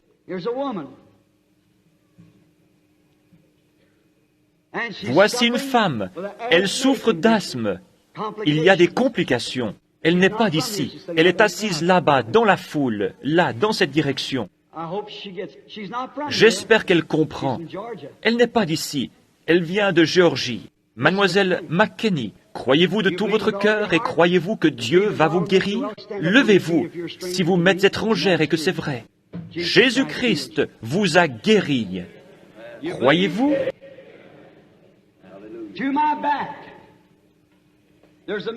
Il y a un homme assis derrière moi. Il est en train de contacter Dieu. Ce qu'il veut, c'est... Il a un bébé qui souffre du cœur. Ce bébé a un souffle au cœur, selon le médecin. Et le nom de cet homme, c'est Monsieur Cox. Levez-vous, Monsieur Cox.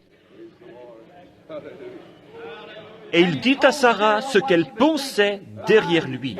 Juste à côté de lui, de l'autre côté du couloir, un petit peu plus en arrière, se trouve un homme qui n'est pas d'ici, mais qui vient du Nouveau-Mexique. Je ne l'ai jamais vu de ma vie. Je suis en train de le regarder maintenant. Il est derrière moi. Il vient du Nouveau-Mexique, et cet homme est préoccupé par le cas d'une fillette. Celle-ci a quelque chose qui ne va pas dans sa bouche. Ce qui ne va pas, c'est le palais dans sa bouche. Et cet homme s'appelle Monsieur West. Monsieur, voudriez-vous vous lever? Je lui suis totalement étranger, mais le Seigneur Dieu guérira son enfant. Croyez-vous maintenant de tout votre cœur? Combien parmi vous croient maintenant de tout leur cœur? Jésus-Christ, n'est-il pas le même hier, aujourd'hui, éternellement? L'acceptez-vous maintenant comme votre sauveur? Levez la main. Croyez-vous qu'il est celui qui vous guérit? Voici une personne couchée sur une civière qui est infirme ou quelque chose d'autre. Pouvez-vous m'entendre par ce microphone? Je ne vous connais pas. Vous êtes simplement une femme couchée là. Si je pouvais vous guérir, je le ferais. Je ne peux pas vous guérir. C'est simplement un homme qui se réjouit. Son enfant a été guéri. Je ne vous connais pas. Vous êtes une femme. Je suis un homme. C'est la première fois de notre vie que nous nous rencontrons, je suppose. C'est l'un de vos enfants qui vous a amené. Franchement, c'est la première fois que vous êtes ici. On vient juste de vous amener ici. Vous venez de loin. Vous êtes recouverte par l'ombre de la mort. Vous avez le cancer. Vous n'êtes pas infirme. C'est le cancer. Les médecins ne peuvent plus rien faire pour vous, c'est vrai. Et vous êtes sûr de mourir. Ces médecins ne peuvent plus rien faire pour vous. Il y avait une fois 3 lépreux qui étaient assis à la porte de Samarie. Et ces lépreux dirent, « Eh bien, pourquoi restons-nous assis là jusqu'à notre mort, étant donné que tous les gens de la ville sont en train de mourir de faim et qu'ils mangent les enfants les uns des autres? Si nous allons au camp de l'ennemi, les Syriens, s'ils nous tuent, nous allons de toute façon mourir. Et s'ils nous sauvent, nous vivrons. » Ils tentèrent donc leur chance, et avec cette foi, ils sauvèrent non seulement eux-mêmes, mais le groupe entier. Or, vous allez mourir si vous restez couchés là. Il ne vous est pas demandé d'aller au camp des Syriens, mais vous êtes invités à la maison du Père. Vous vous mourrez du cancer. Vous ne pouvez pas vivre en dehors de Dieu. Vous n'êtes pas de cette ville, vous n'êtes pas de la région ici. Vous venez de loin, vous venez de Milwaukee, c'est vrai. Je vous vois dans la ville, je le sais, c'est juste. Croyez-vous? Accepterez-vous Dieu maintenant comme celui qui vous guérit? Si c'est le cas, peu importe combien vous êtes faible et combien vous êtes cloué au lit, je crois qu'à votre place, je me lèverai au nom de Jésus-Christ, prendrai la civière, rentrerai à la maison et vivrai à la gloire de Dieu. Vous croyez que je suis le prophète de Dieu? Alors levez-vous et allez à la maison, soyez guéris. Ne soyez pas effrayés, levez-vous de cette civière. Dieu vous guérira, voyez-vous? Que quelqu'un la tienne afin qu'il puisse se lever et recevoir de la force. Voyez-vous Dieu? Laissez-la simplement recevoir un peu de force. Elle ira bien. C'est cela, sœur. La voilà, au nom du Seigneur Jésus. Levons-nous et louons Dieu. Il est le même hier, aujourd'hui, éternellement. Que le Seigneur Jésus-Christ vous bénisse.